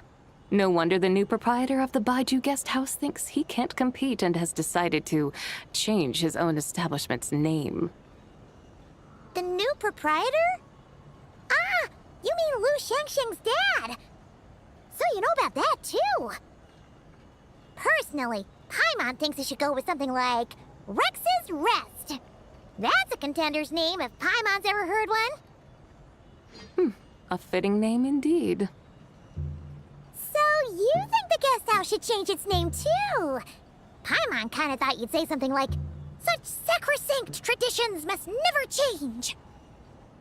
time flows ever onward, why should the rules of yesterday be carried forward into the world of tomorrow? The people of today should determine what is to be kept. Huh. You're not as old-fashioned and stuffy as Paimon thought. The years ebb and flow, seas recede to reveal fields. In the vastness of time, I am but a wild horse in a boundless sea of dust. Even Rex Lapis, having waded through the waters of the river of time, is not quite the same as before. Zhongli? What was he like before? That is another story for another time.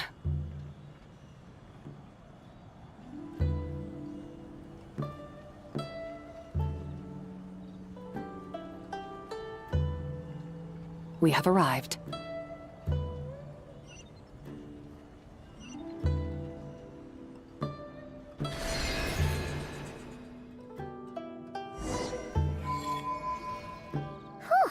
This is the first time Paimon's ever flown up to Wangshu Inn on a chariot. Everything's so different when you're up high. Wangshu. Like moon lanterns and Shao lanterns. Might it all be a coincidence? What's a coincidence? Do you not know what Wangshu means? Wangshu can refer to the moon, but its original meaning is actually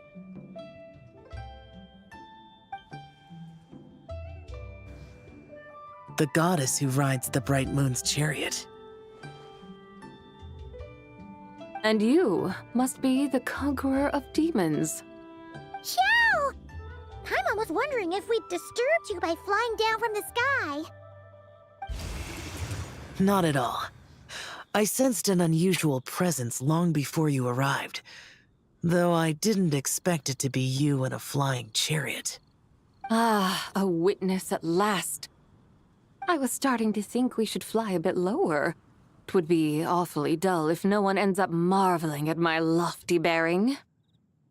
No need. This is already showy enough. I'm not one to do good from the shadows, as Rex Lapis is wont to do. Then you must be... Oh, nay, I'm only cosplaying as the White Horse Adeptus, in truth. Cosplaying? What's that? Ugh, ignore her nonsense. She's a genuine article. The one and only, completely authentic White Horse Adeptus. It's just... Xiao, did Zhongli say anything about her being a teensy bit... not quite right? Mental instability, perhaps? Did Zhongli tell you that? No, this is my own speculation. Well, you've pretty much hit the nail on the head. It's like her brain's filled with a bunch of slimes right now. All gloopy and messy. There's a hot-tempered pyro slime, a math-obsessed hydro slime, and a mischievous little animo slime. But don't tell her Paimon said that, or she'll come and tell us all off. You white-haired rascal! Do you think I can't hear you? Uh-oh! We're in for it now! White Horse Adeptus. You must be weary from your journey. Why not take a rest? Oh, yes! You must be hungry, right, Zibai? How about we get some food? Oh, the chef here is incredible!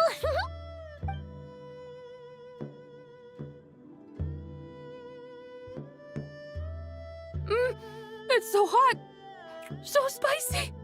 Are you okay? Do you want Paimon to get you some water?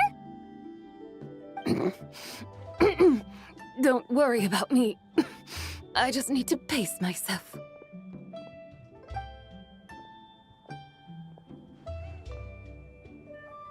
So, regarding your friend and her condition, does even the Lord of Geo have no solution? Zhongli said we should wait and she'll get better on her own. But who knows how long that's gonna take.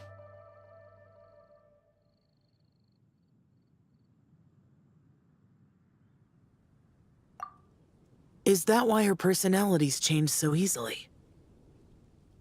Paimon thinks that has something to do with her 3 deadly selves. Zhangli told us that the deadly selves are impure, affecting living things that get too close. The White Horse Adeptus's remnant spirit was attached to the deadly selves for a long time. It makes sense that her temperament and memories would have been influenced by them. But Paimon still doesn't really understand what the 3 deadly selves actually are. Paimon, as you do not practice self-cultivation, I cannot help you fully understand. But you can think of them simply as emotions and desires. The act of severing the 3 deadly selves is a means of exercising wicked desires and cultivating one's true self. I believe other nations have similar practices. In Sumeru, it is known as shattering Atmagraha. Oh, so it's about emotions, desires, and attachments, that sort of thing. It includes those. I wonder, does she still remember what happened in the past? Some of it, but right now, it's like she was suddenly awakened. Like she's still half dreaming. The half that's still dreaming might remember things, but the half that's awake doesn't quite get it. Conqueror of demons, are you looking to learn about Rex Lapis's past from me? You are an old friend of his, so please, call me by my name. But Conqueror of Demons sounds so much more imposing. In days of yore, he was the Lord of Geo, Heaven's Star. Huh? You said the same thing the day you came back, but what does it mean? I'm afraid I can't remember. Hey, did you really forget? Or are you just pretending so you don't have to tell? Why not ask Rex Lapis himself? Whether I've forgotten might be up for debate, but I am certain he remembers. He must have his reasons for not raising the past, and you likely have similar concerns. I shouldn't have asked. An answer that suits your style, General Olatis. Now that we're on the subject, though, I suddenly remembered something. Which is? In the distant past, there was a feast, which I attended. I faintly recall the Lord of Geo also being present that day. Oh! And then? What happened? Among the dishes served, there was one that could be found in every household throughout Langan at the start of spring. A dish called Flavor of Spring. I suddenly remembered the recipe for this dish. Is that it? Yes! Since it's Lantern Right here in Liyue, why don't I make some for you to try? That sounds good.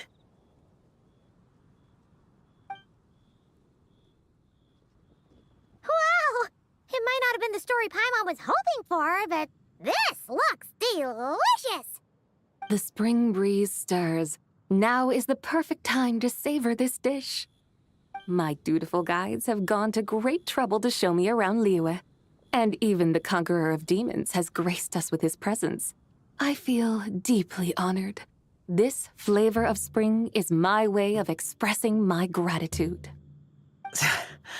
There's no need for such grand words. What's this? Hey! It's that broken jade token from the Antiques exhibition!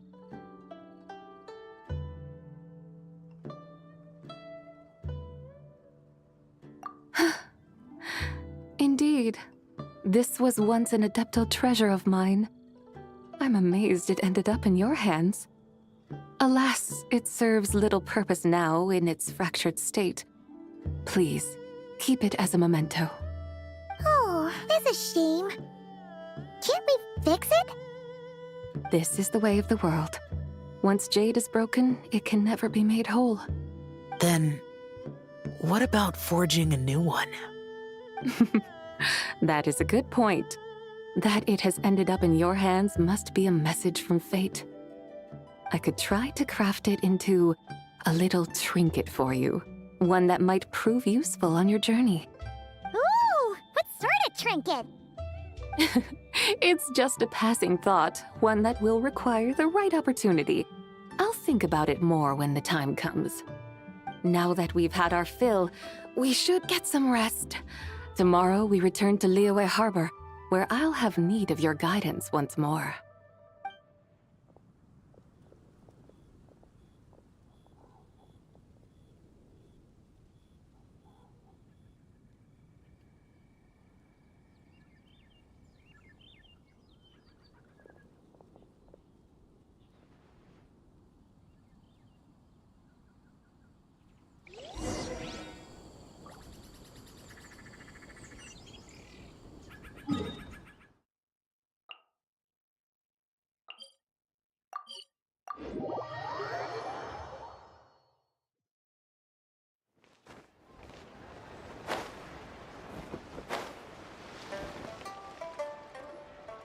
Chi-Chi, the lantern ride is almost over. Do you remember how to make a Shao lantern? Morning, split bamboo, traveler. And get silk, make Paimon. You've got it all mixed up again. They're here again. Yow Yow! Looking good in that new outfit, huh? Hey, it's Paimon! Dr. Baiju gave this to me as a gift. How does it suit me? Thank you. Wow! What happened for Baiju to suddenly give you a brand new outfit, Yao Yao? Dr. Baiju is thanking Yao Yao for teaching me to make Shao lanterns. Chi-Chi and I were just playing together. Dr. Baiju's too kind. Oh, yeah, take a look at this. Dr. Baiju gave me these clothes, but it was Chi-Chi who wove this little basket. Wow, that's beautiful. When did you become so good with your hands, Chi-Chi? I learned to make Shao lanterns, thanks to Yao Yao. I also made a wish. What do I always say? The White Horse Adeptus answers prayers. Come, help this old man make an offering in thanks. Huh? Mr. Liu? What did you pray for?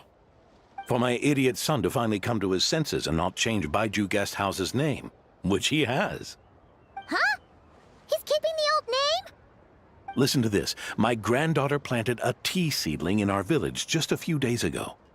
She made a prayer to the White Horse Adeptus to help it grow.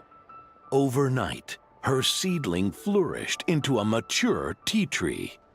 Oh, that sure does sound like a miracle. Could the White Horse Adeptus really have helped it grow? Of course she did. Oh, White Horse Adeptus, how blessed is our family over whom you keep watch. Truly, this is an extraordinary miracle. You must record it in your family history without delay. Of course. Huh? Is that you, Miss Zibai? Indeed. I have a long-term booking at your guest house. Yes, I recall. Mr. Zhongli said to charge your expenses to the Wangsheng funeral parlor, if I remember correctly. That's Young Li. Always making trouble for poor Hu Tao. I noticed when you were here last that you bear a striking resemblance to the pictures of the White Horse Adeptus in my family history.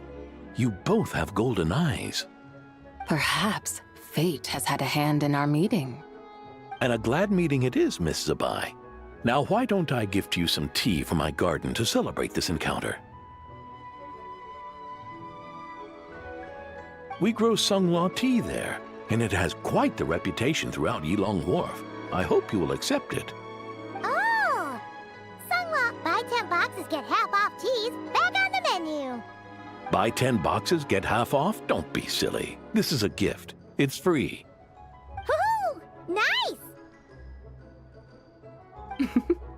Thank you so much, Boss Liu. There's no need to thank me. You're a visitor from out of town, which makes you an honored guest. Make yourself at home. Lantern Rite may have ended, but the streets are still bustling with activity. Make sure to take everything in, meet some new friends, and enjoy your time here. And that goes for you kids as well. Happy Lantern Rite. Got it, Mr. Liu. Happy... Lantern Rite. Yeah! Happy Lantern Rite, everyone! Happy Lantern Rite indeed.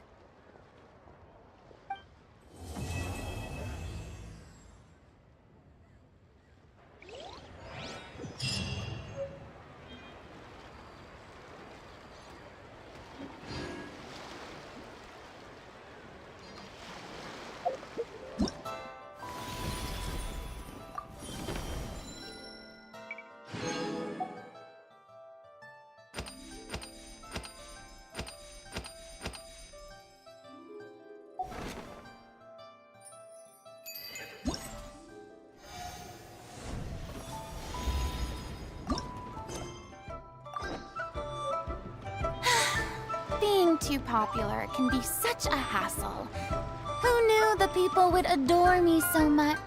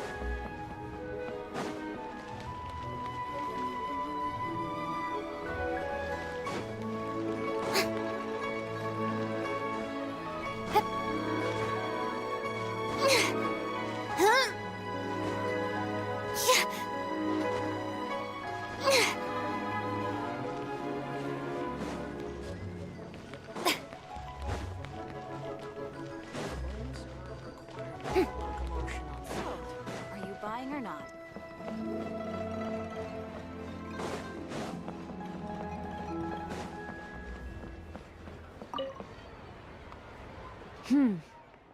To encounter you here amidst Liyue's celebrations is unsurprising.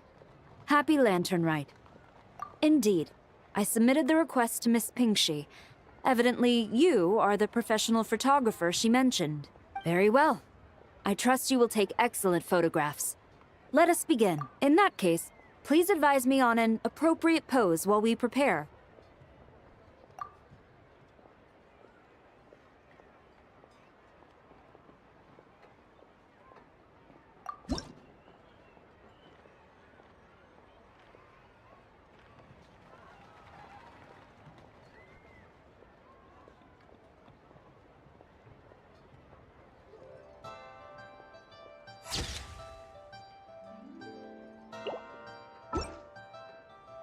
A commendable picture.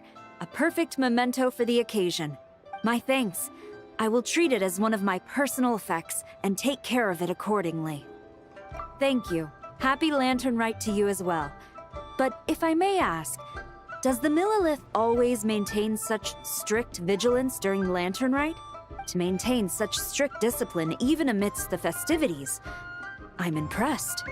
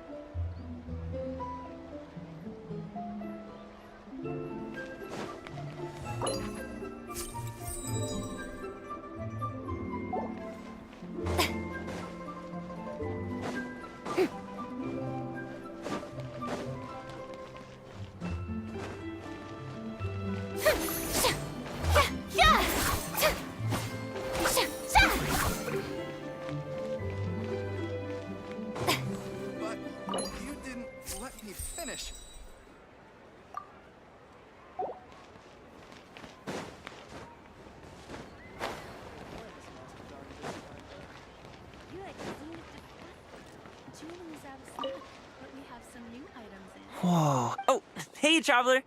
Yup. I'm gonna paint Manza. Whew. The key here is consumer psychology. I need to find a spot where I can write all this down.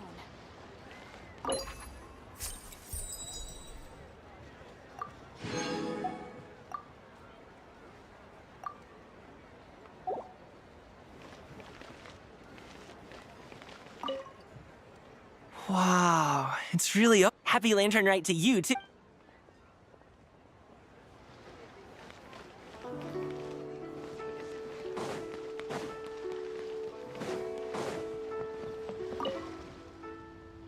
Traveler, what a pleasant... Ah, wonderful. Looks like a... All right then, master photographer. What kind of pose do you think...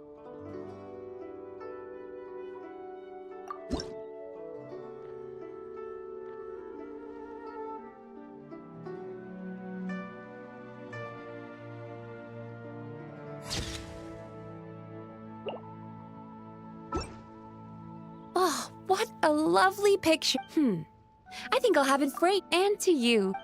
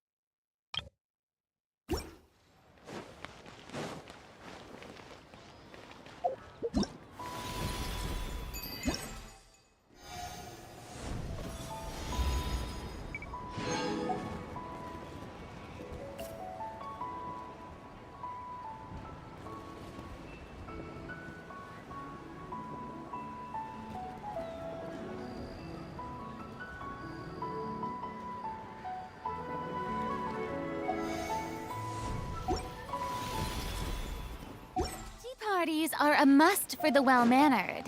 If you'd like to learn the proper etiquette, I'd be happy to teach you. I just like to make people smile.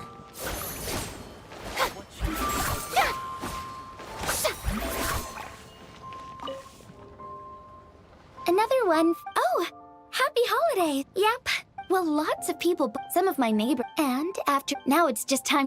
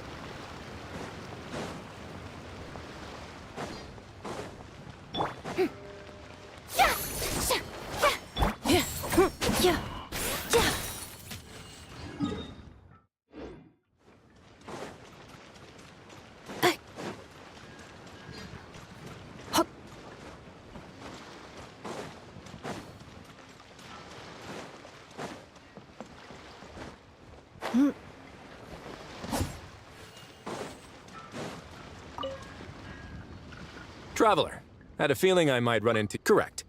Shall we, then? Take a go... Sure. Do I need to strike a pose, or... Suggestions are welcome.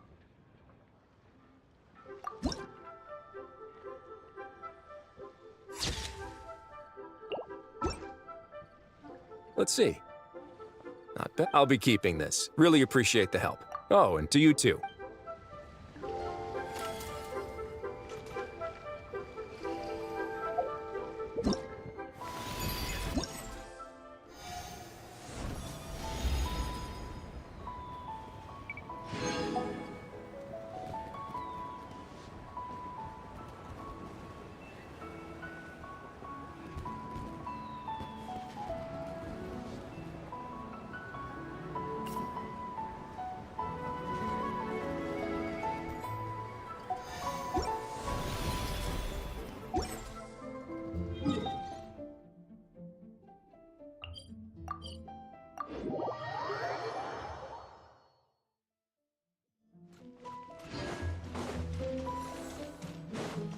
Accelerating.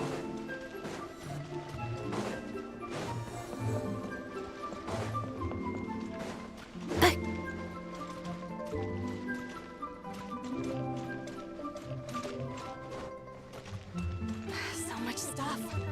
I need to find a spot where I can write on. Accelerating. New stock at Zibai Antiques.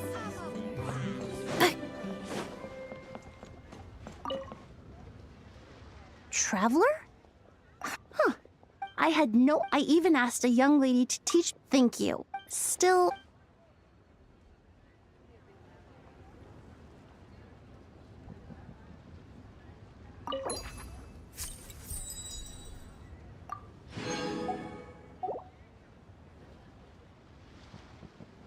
The Lantern Rite Festival is more I suppose I...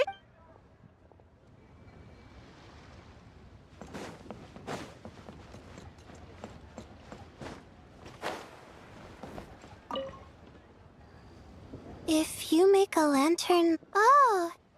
Yeah, but she... soon... So, I followed a thing. Bang! Wow. And with that, the fate of the Gouvois Brotherhood was sealed.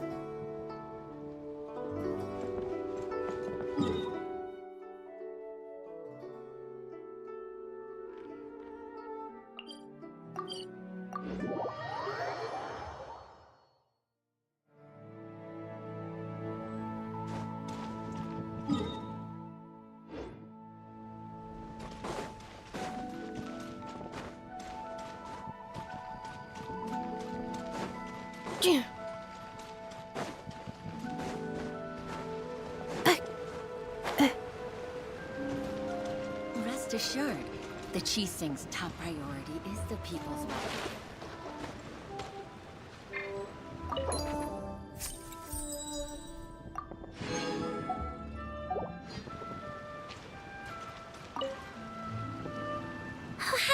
The Duke mentioned we might meet you here. We met a very kind lady at the harbor. Oh, that's... Sure. Well then, as the professional photographer, what pose would you recommend?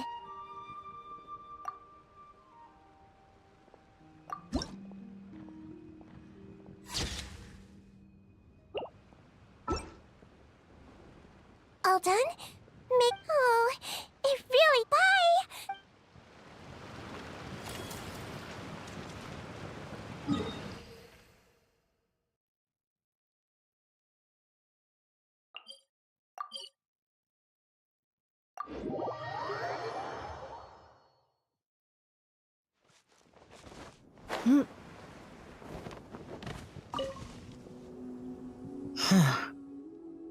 Yes.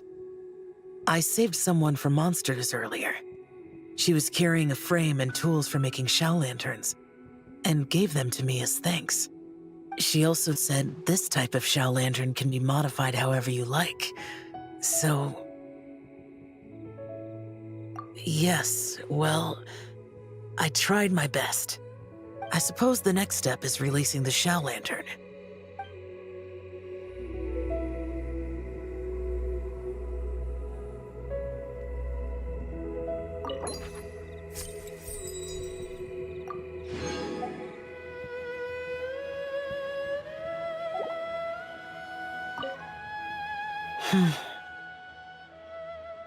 Happy Lantern Rite to you as well.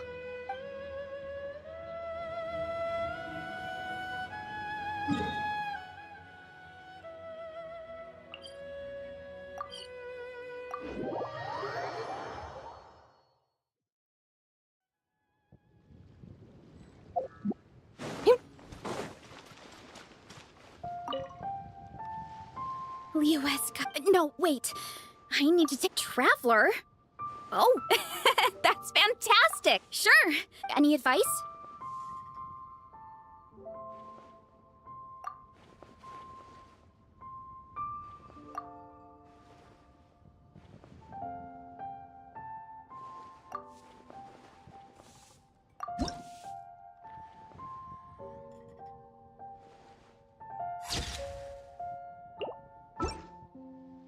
Done already? Oh, let me see. Whoa, told you they'd be good. Thanks.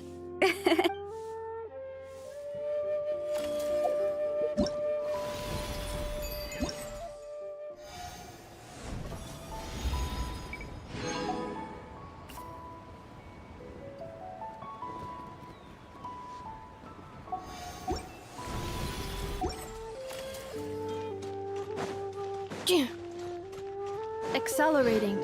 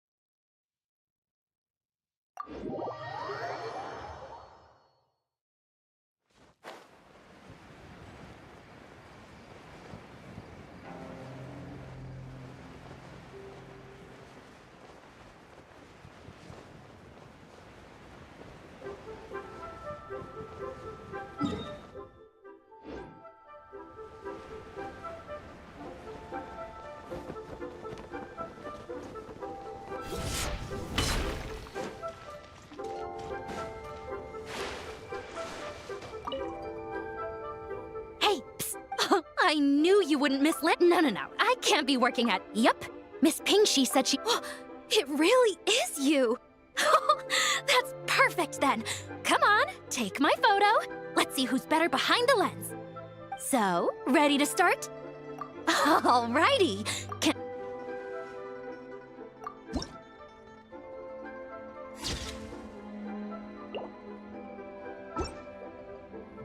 Done? Did you adjust the lens and check the lighting? Make sure the focal length was properly set? Let me check. Wow. Next interview? I'm definitely... And a very...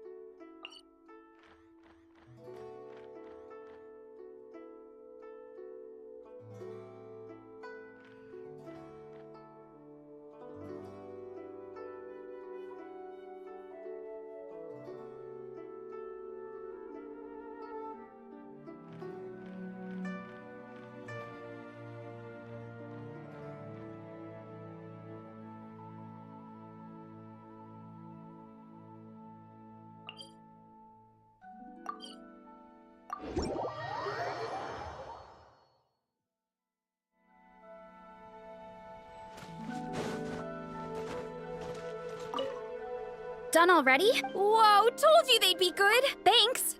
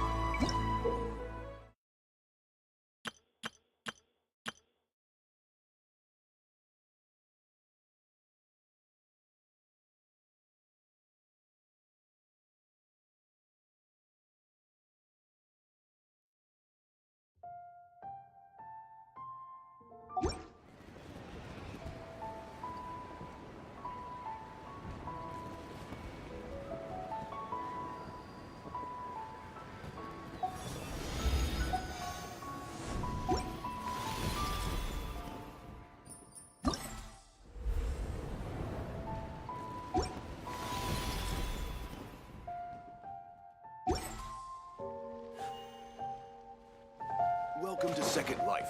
Satisfaction guaranteed. Grilled tiger fish. Get it while it's hot.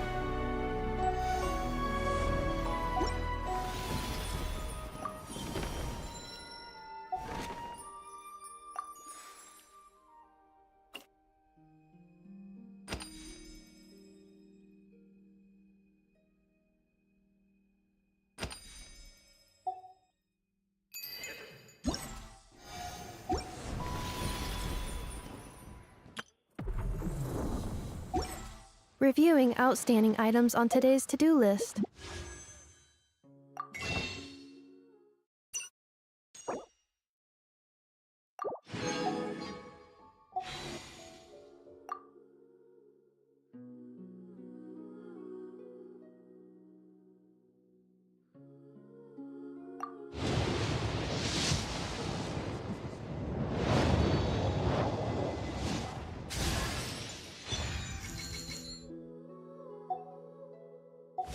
Do you have any additional commands?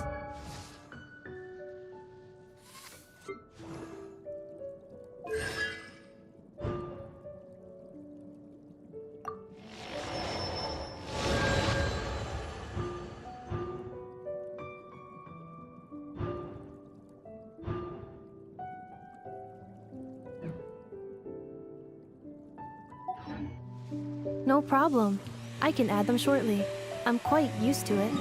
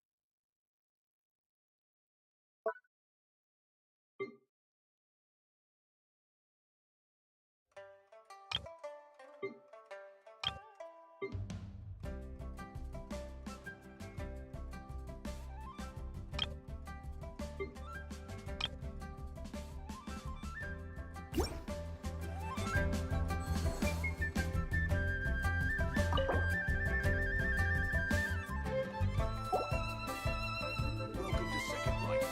Satisfaction guaranteed. Real tiger fish.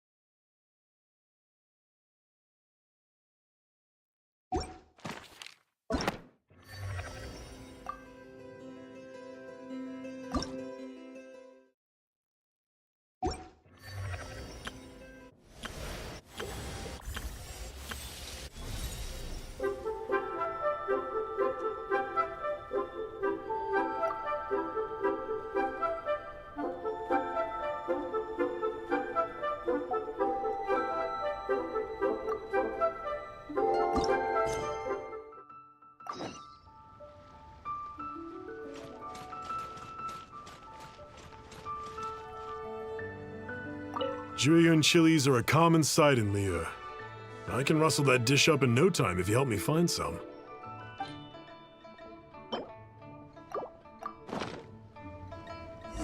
Great, this should be enough. I'll get started on the Julian chili chicken. I guess you've got other folks to track down? When everyone's ready, I'll get the dish over to you. Great! See you later! How did he know about the others?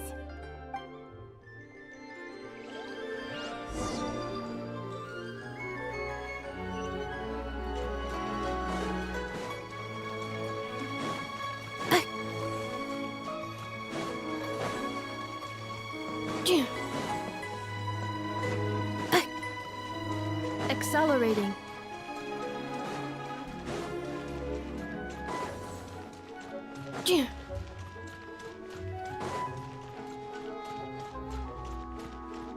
Accelerating.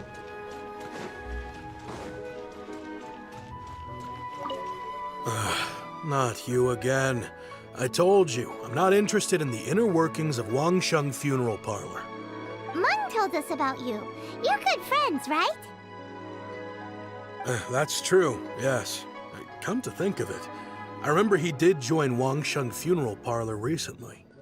It didn't take long for his good friends to figure out why. The Big G incident. But I know there's nothing we can say to help him get over it. Letting go of the past is a painful process. I would know.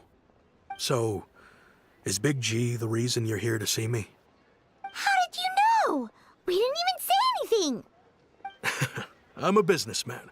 I've got a sixth sense for this kind of thing. Everyone hears the name Moo Moo and thinks I must be dim-witted.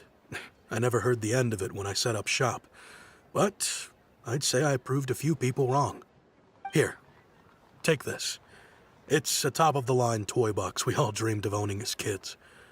Back then, none of us could afford it. We were penniless. Today, business is booming. I ended up buying loads of these. It was a dream come true. Wow, you must be like super rich. For me, it's a memento of a childhood long gone. Without it, we wouldn't be where we are today. So, having found me, I guess you'll be looking for Little Wu and Songza next. Mm-hmm. We already saw Little Wu. Now we gotta find Songza. I see.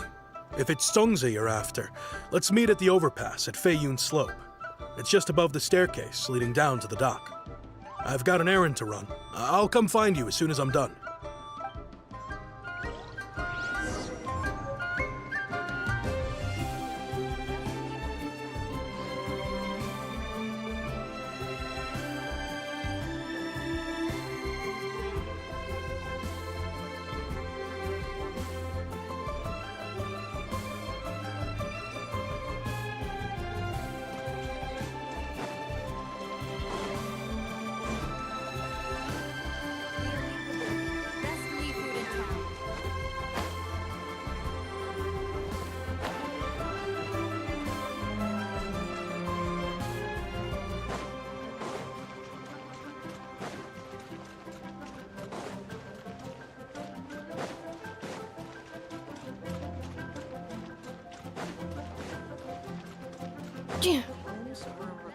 Accelerating.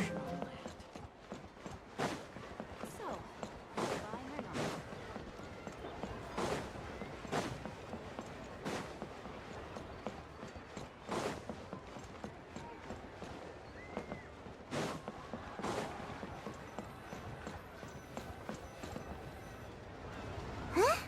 You're all here. Reminiscing about old times, thinking back to past events. We've been at it for years. Our hometown was completely destroyed in a disaster, so we've got nowhere to go back to. Now, home is wherever friends are. They've just been telling me you're looking for keepsakes? I make artisan Xiao lanterns down by Liyue Harbor. I guess they represent me better than anything. A few days ago, I bought some quality plastrite shards. They're currently all in the warehouse at the dock. I've already spoken to the manager. Could I ask you to retrieve them for me? Seems like you already know what's going on. Be back in a jiffy.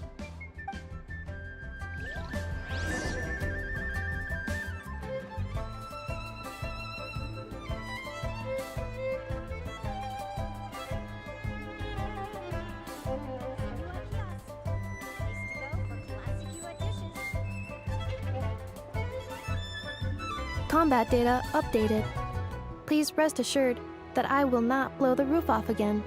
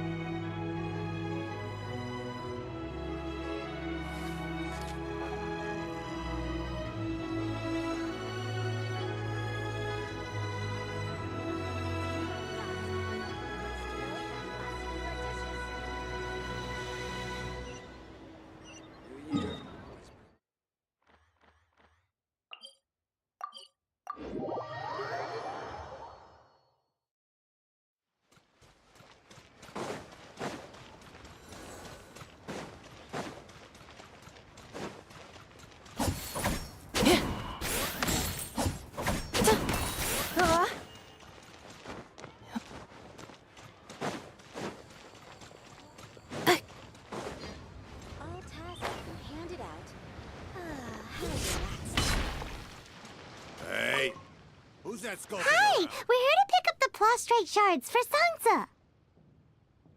I think she mentioned it. Yes, here you are on the register. No problem. The prostrate shards are over in that crate there. Please, help yourselves.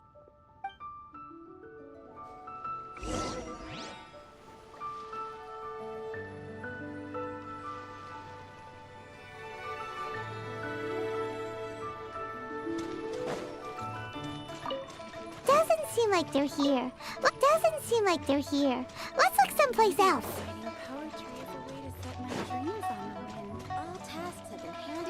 Accelerating. Hey, who's that skulking around? Feeble gait, spindly legs. Zero core strength. No fighting instinct.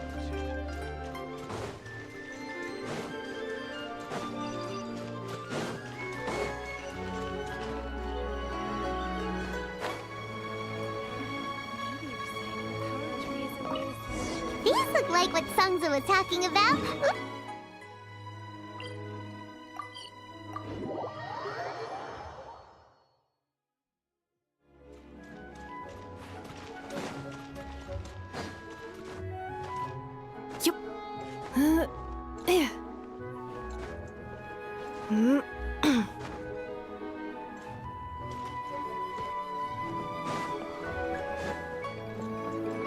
My thanks to both of you. This looks like great stuff. Please, wait a moment. This is the final step. Okay, there we go. I wrote all 5 of our names inside the lantern. You know, during the annual lantern rite, we all release a lantern like this. No matter what the days may bring, whichever roads we choose to take, while this rite remains observed, each of us remains the same. As for the matter of Big G, the 3 of us have discussed amongst ourselves and agreed we won't press you on it. But if you get the chance, please let them know we're doing well, and that the things we once spoke of, they've all come to pass. Thank you. We'll pass it on. Big G is lucky to have friends like you. We got everything we need. Let's go to Wulong Hill and find Hu Tao and the others.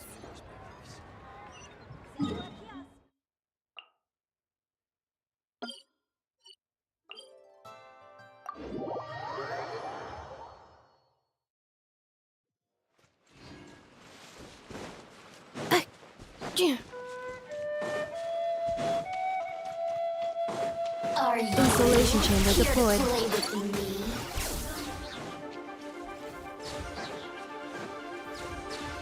Accelerating.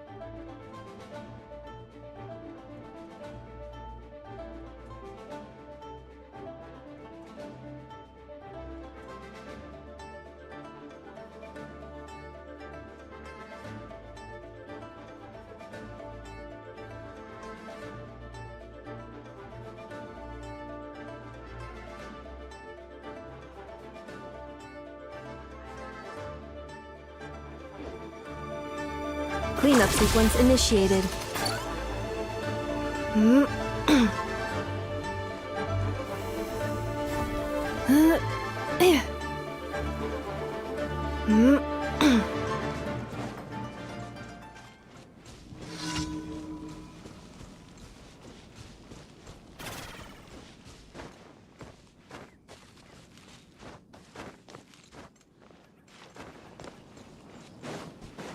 Pay your dues. Defensive mode. Strike a pose!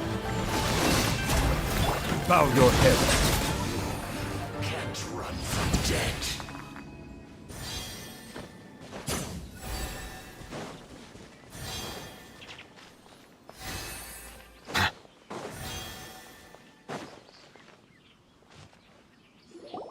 Oh, you're back already? Sooner than I expected. You didn't go spilling the beans, did you, Paimon? Does Paimon look that unreliable to you? I'm kidding. Anyway, looks like they were willing to hand over some keepsakes, so I guess they knew the deal. Nevertheless, when it comes to things like ghosts and ghouls, spirits and souls, the one thing everyone knows is you never know what to expect. Which explains why they were reluctant to pry and find out the full story. Which is just as well, because if they had attempted to, it would have been too much for me to deal with.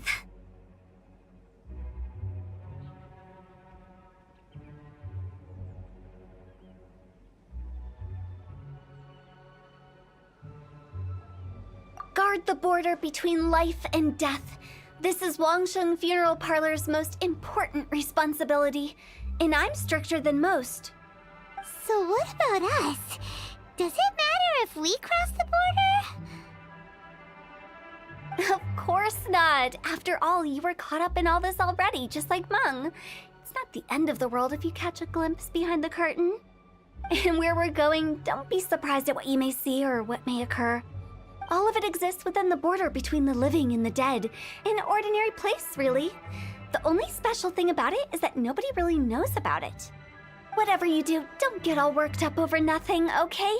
Or else by the time we're out, I'll have to erase your memories. So listen to everything I say. Let's go. I'm scared. But like Huta says, we're already caught up in this. We better see it through to the end.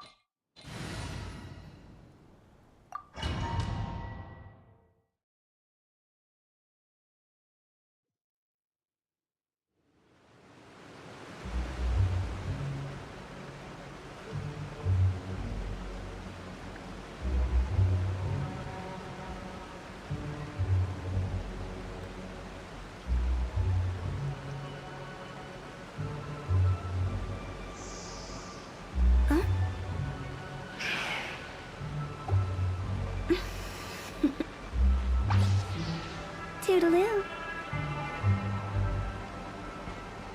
Wow!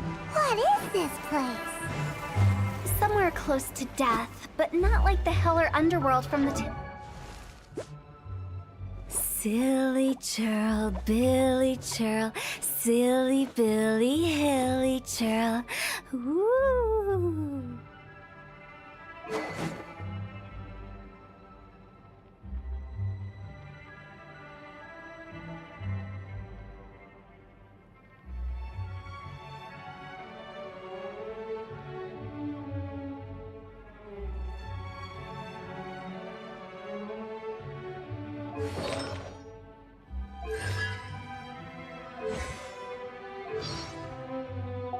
Of old, this is just a place where the ley lines tend to go a little bit haywire.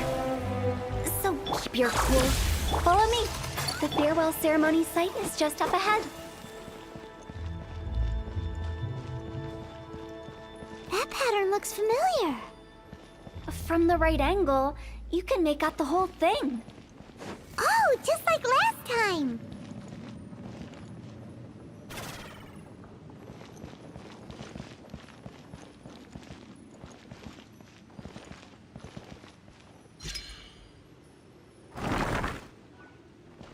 Huh?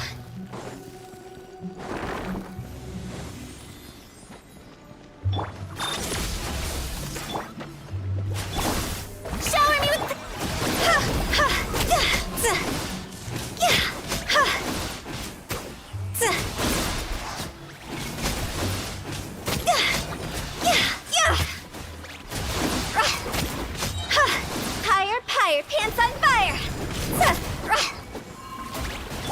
Cleanup sequence in This place doesn't feel at peace. That's why it's named the border. You can't just cross whenever you please. You need to have a little... how do people normally put it? Pomp and ceremony? I'm pretty sure that's not how people put it.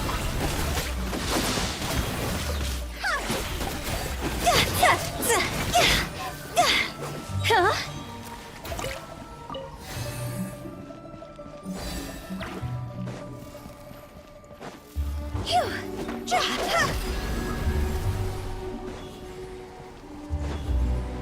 With the wind.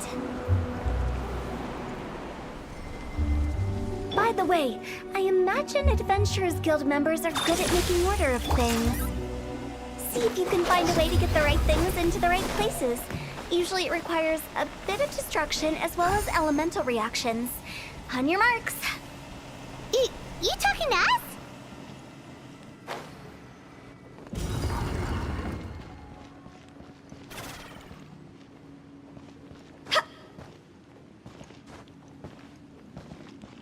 Huh?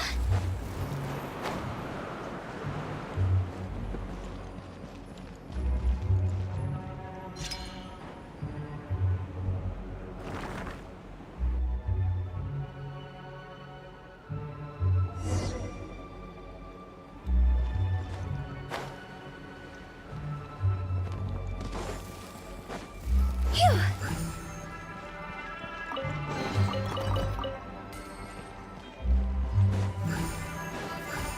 Go! Phew.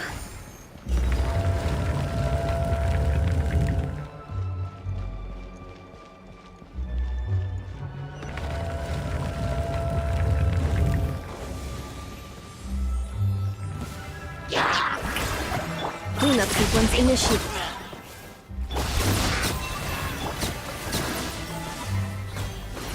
Time to go! See?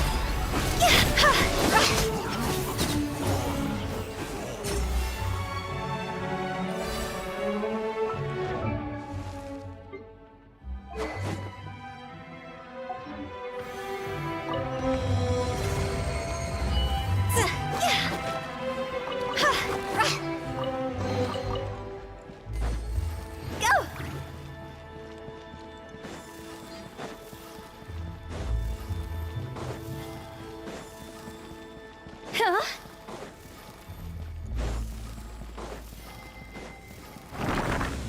Go!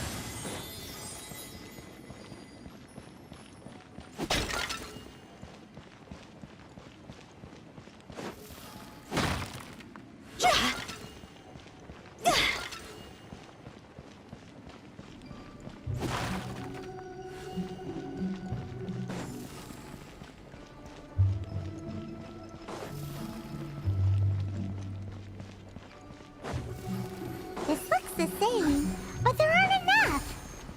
That's confusing. Let's have a look around. Or up ahead.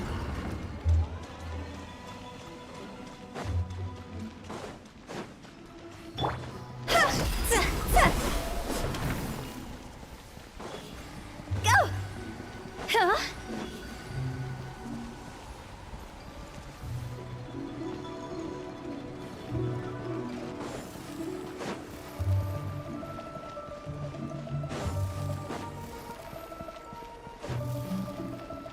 Go!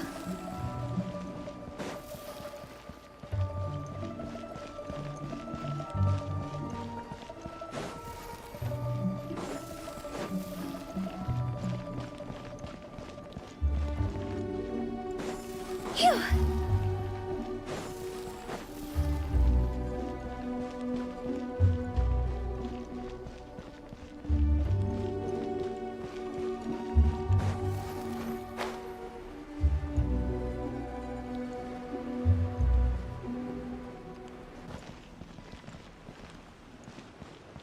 Go!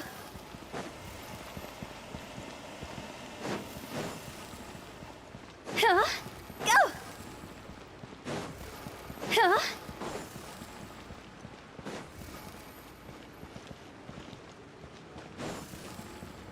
Phew! Go!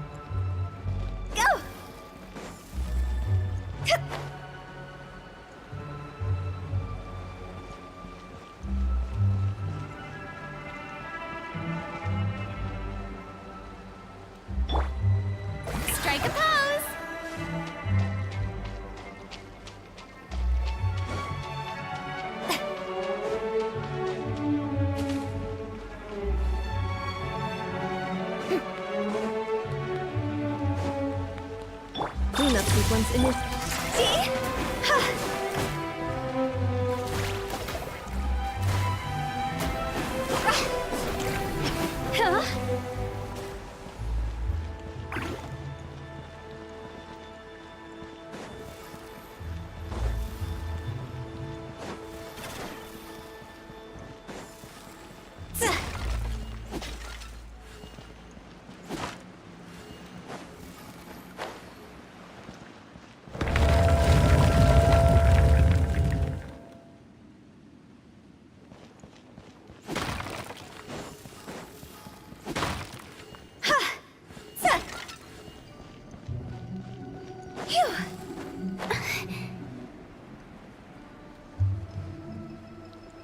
Huh? Isn't this where we just were before?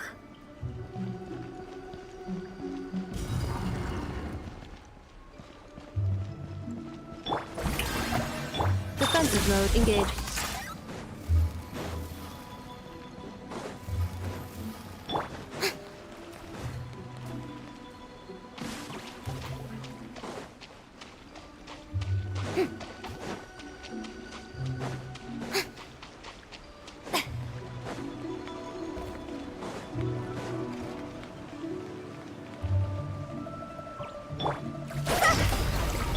Installation check.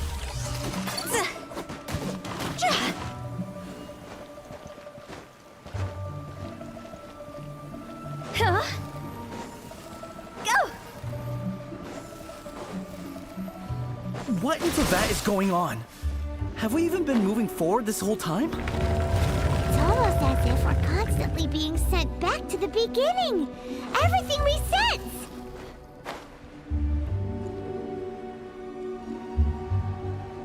We're stuck! The spirits have trapped us! Don't be daft. You've put my mind at rest. Seems it's not easy for ordinary folks to cross over. So you set us up? Yeah. If you don't have enough, then why not just carry it through a few more times? Silly churl, Billy churl, silly Billy, hilly churl. Woo!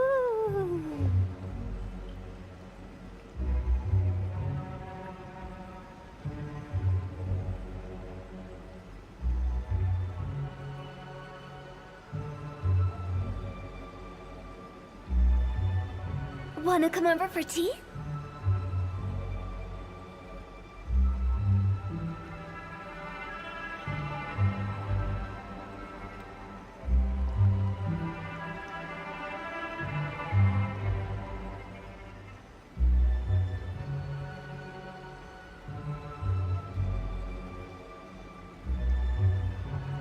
When the sun's out, bathe in sunlight. But when the moon's out, bathe in moonlight.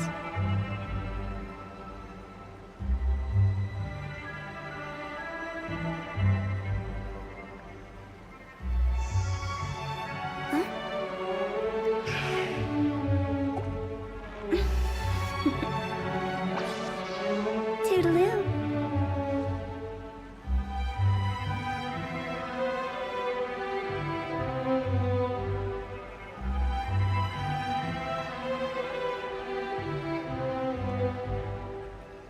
Wanna come over for tea?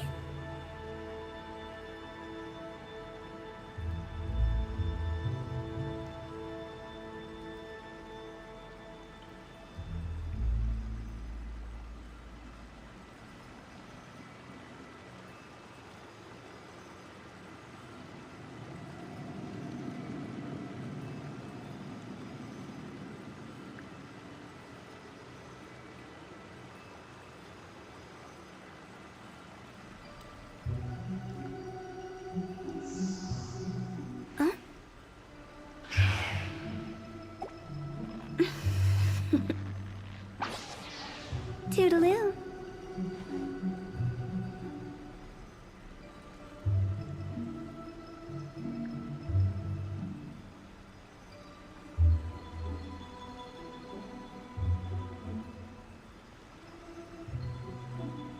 Silly churl, Billy churl, silly Billy, hilly churl.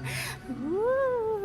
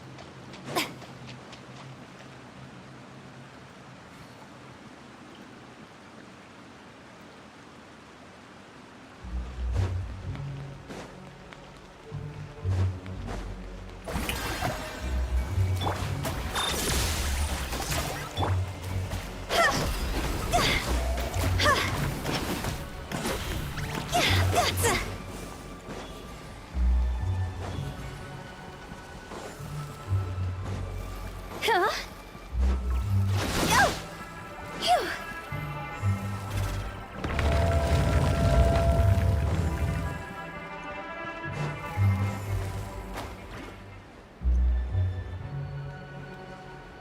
We're stuck! The spirits have trapped us! Don't be daft. You've put my mind at rest. Seems it's not easy for ordinary folks to cross over. So you set us up? Yeah. If you don't have enough, then why not just carry it through a few more times?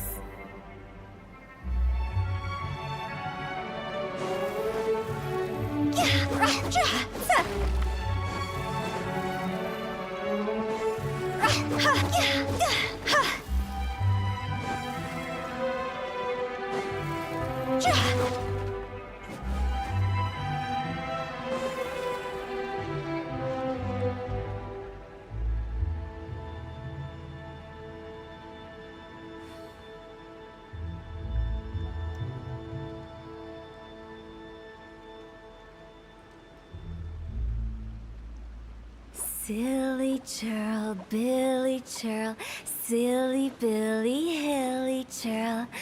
Ooh.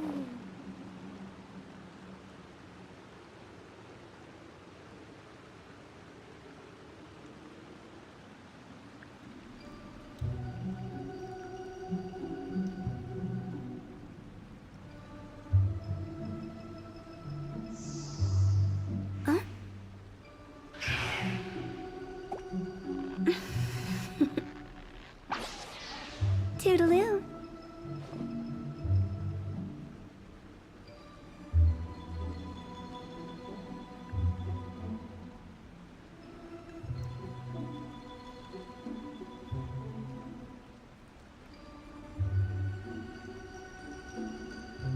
One client, two clients, three clients.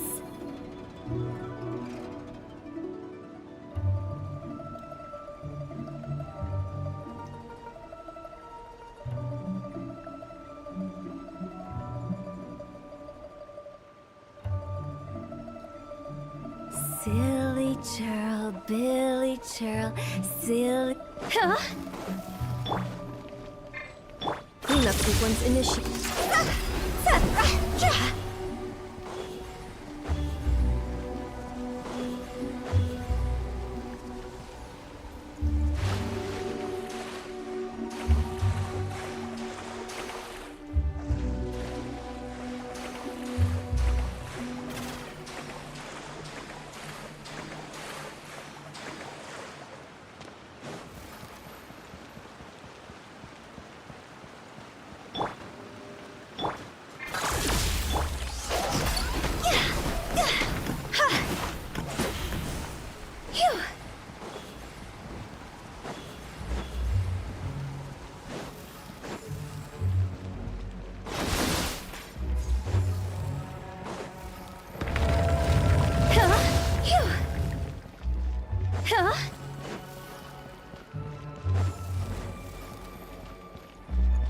We're stuck! The spirits have trapped us! Don't be daft. You've put my mind at rest. Seems it's not easy for ordinary folks to cross over. So you set us up? Yeah. If you don't have enough, then why not just carry it through a few more times?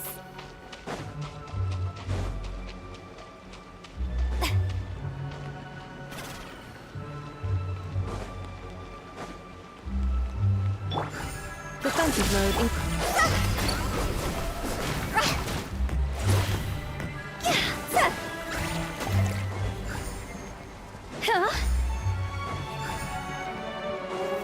Go! Phew! With the wind.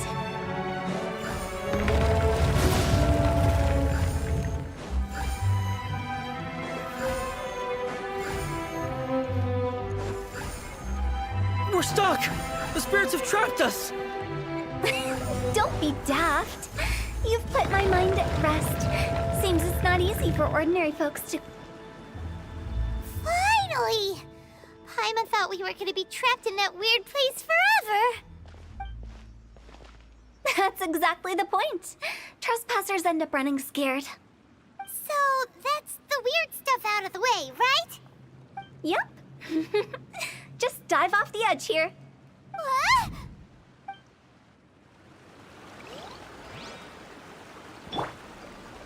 Yeah.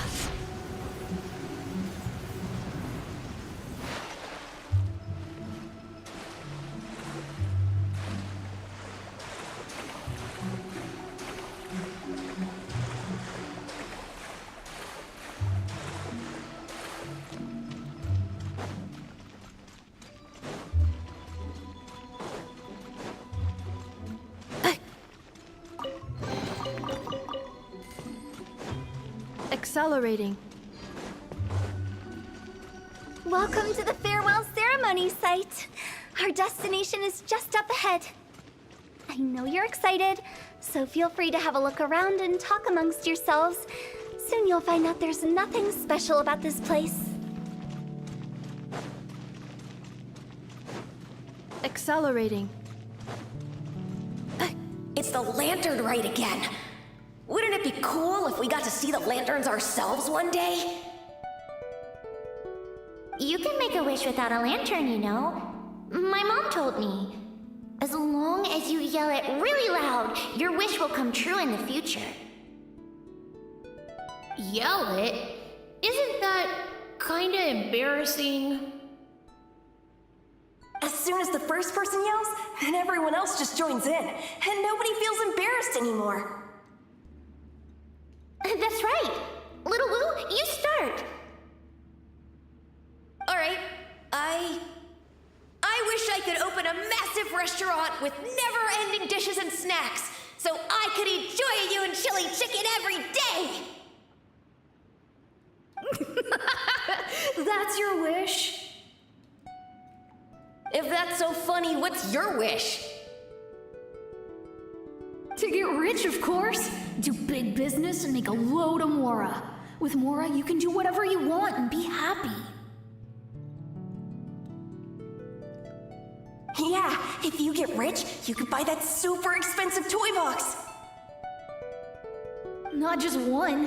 One for everyone. No, loads for everyone. Well, if Momo's gonna be a businessman, then I don't need to earn any money.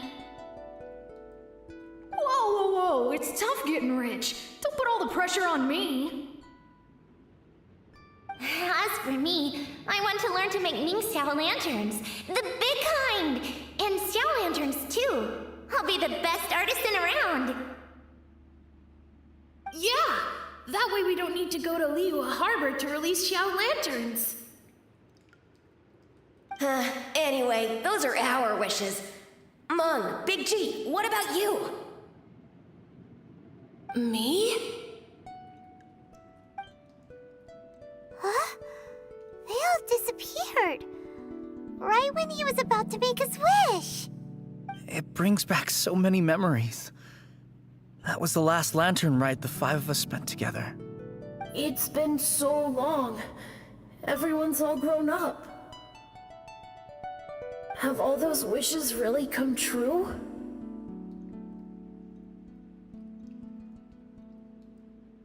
We asked each of them for parting gifts for you.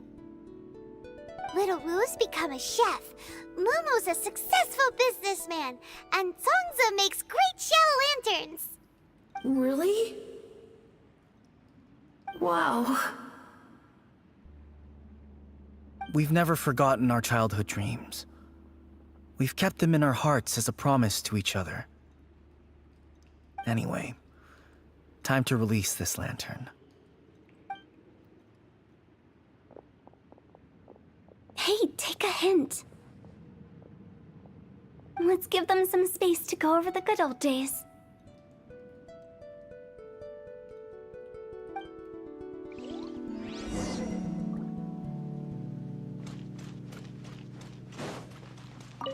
Take the hint?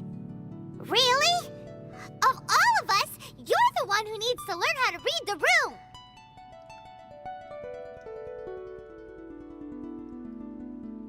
Monk's already crossed the border. That's the only way to send Big G off. As I explained, Wangsheng Funeral Parlor was, once upon a time, more akin to a doctor's office than an actual funeral parlor. During the Archon War, piles of corpses covered the wilderness. People were plunged into misery and suffering. Disease was spreading all over the land. Death devastated the world of the living. Such were the times when the Wangsheng Funeral Parlor was first established. As humans, its founders were deemed too insignificant to matter, but slowly, they managed to drive away death. They must have paid a huge price for that. After generations, Liyue Harbor became a bustling hub of prosperity, luring people with dreams of great fame and abundant mora. But in the end, some lunatics stirred up the legacy of the dead. By that I mean the remnants of the defeated gods that ravaged the world. I won't go into specifics of that situation, but suffice to say that at its peak, life was on the verge of bringing about its own extinction, while death was coming back with a vengeance. It took a long, long time, longer than you'd think, to restore balance and reinstate the border. Without it, Liyue Harbor as we know it wouldn't be here today, neither would the Wangsheng Funeral Parlor, you or me.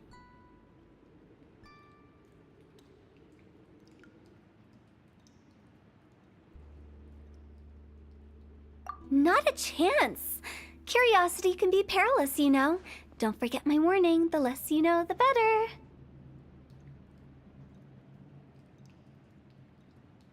What you make of my words is up to you. I do hope that most of it flew over your heads, though.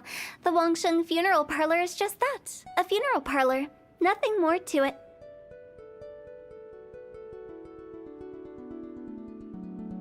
We live in peaceful times, but this harmonious coexistence between life and death should never be taken for granted. Huh? It's about time. Let's go. Let's take them to the place where all begins and all goes to rest. What kind of place is that? I just mean where we first bumped into each other. I come up with fun names for things sometimes, okay? No need to hound me with questions about every little thing I say.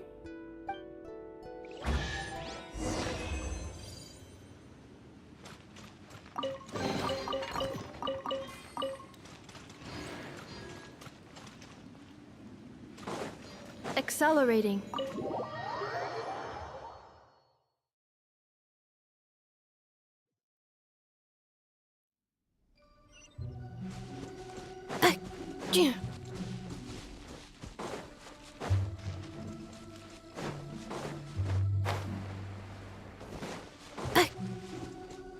Accelerating.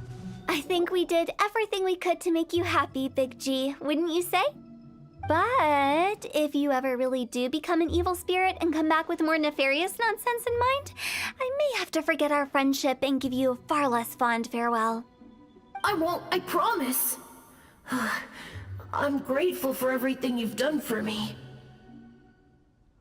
Now that I know that my friends are doing so well, I have no intention to bother them. I also want to thank you. You made my dream come true, too. So you should also mind my warning, Mung. If you won't let go of the past, I might reunite you two sooner than you think. How can you say such horrendous things with that smile on your face? Well then, last but not least, let's say our goodbyes to Big G. See you later, Big G. Not like that. You won't be seeing him later. Let's stick to goodbye and such. No worries. I'll just take my leave. I'm sorry. Of all the wishes we yelled that day, only ours hasn't come true. Nah, don't be bothered by that. No life is without its regrets. You can leave in peace now. All right. I'll remember you all. Goodbye. He's gone then. I thought that closure would bring me relief, but all I can feel now is emptiness. So, what was the wish you two made? We didn't have a chance to hear it earlier. After each of us has started a family and built a career, we want both our families to spend the Lantern Rite together. That's why I envy my friends so much. Little Wu and the rest, they all had a chance to fulfill their wishes. Mine, however, will remain just a dream. That's right. Also, think about this. Everyone gets burnt to ash one day. So enjoy your life while you can, and when your duty to the living is over, you can meet whoever you want again in the afterlife. Isn't that great? Thank you? Either way, I don't think I'll ever return to Wuwang Hill. I have a lot of feelings to process. No worries. It's a good opportunity for you to go on vacation. Consider your leave approved. Naturally, this doesn't change the terms of our previous agreement. The leave will be unpaid.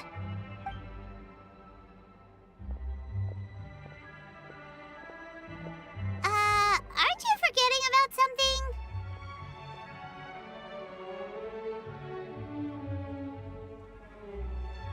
I took you to the border and let you have a look around, didn't I? But based on your reaction, it seems like you didn't find what you're looking for. It is a pity indeed. The biggest pity of all is your lack of help. I was fishing around on your behalf through the channels that aren't accessible to you. Unfortunately, I didn't find any leads worth pursuing either. I'll keep my eyes open in case anything crops up. If so, I'll be sure to let you know. You don't sound like you mean it. I'm not an expert on tracking down the living. However, if you want me to summon someone from the other side of the border... Oh, stop saying creepy stuff! Relax. I'll help you look for them. You have my word. My exquisite sense of humor always goes unappreciated. I have my reasons. Reasons? The spirits we saw near the border are the dead that still long for the world of the living. But I've never seen any of the previous directors there, not even once. This means that becoming the director of Wangsheng Funeral Parlor was the right decision for them, and left them with no regrets.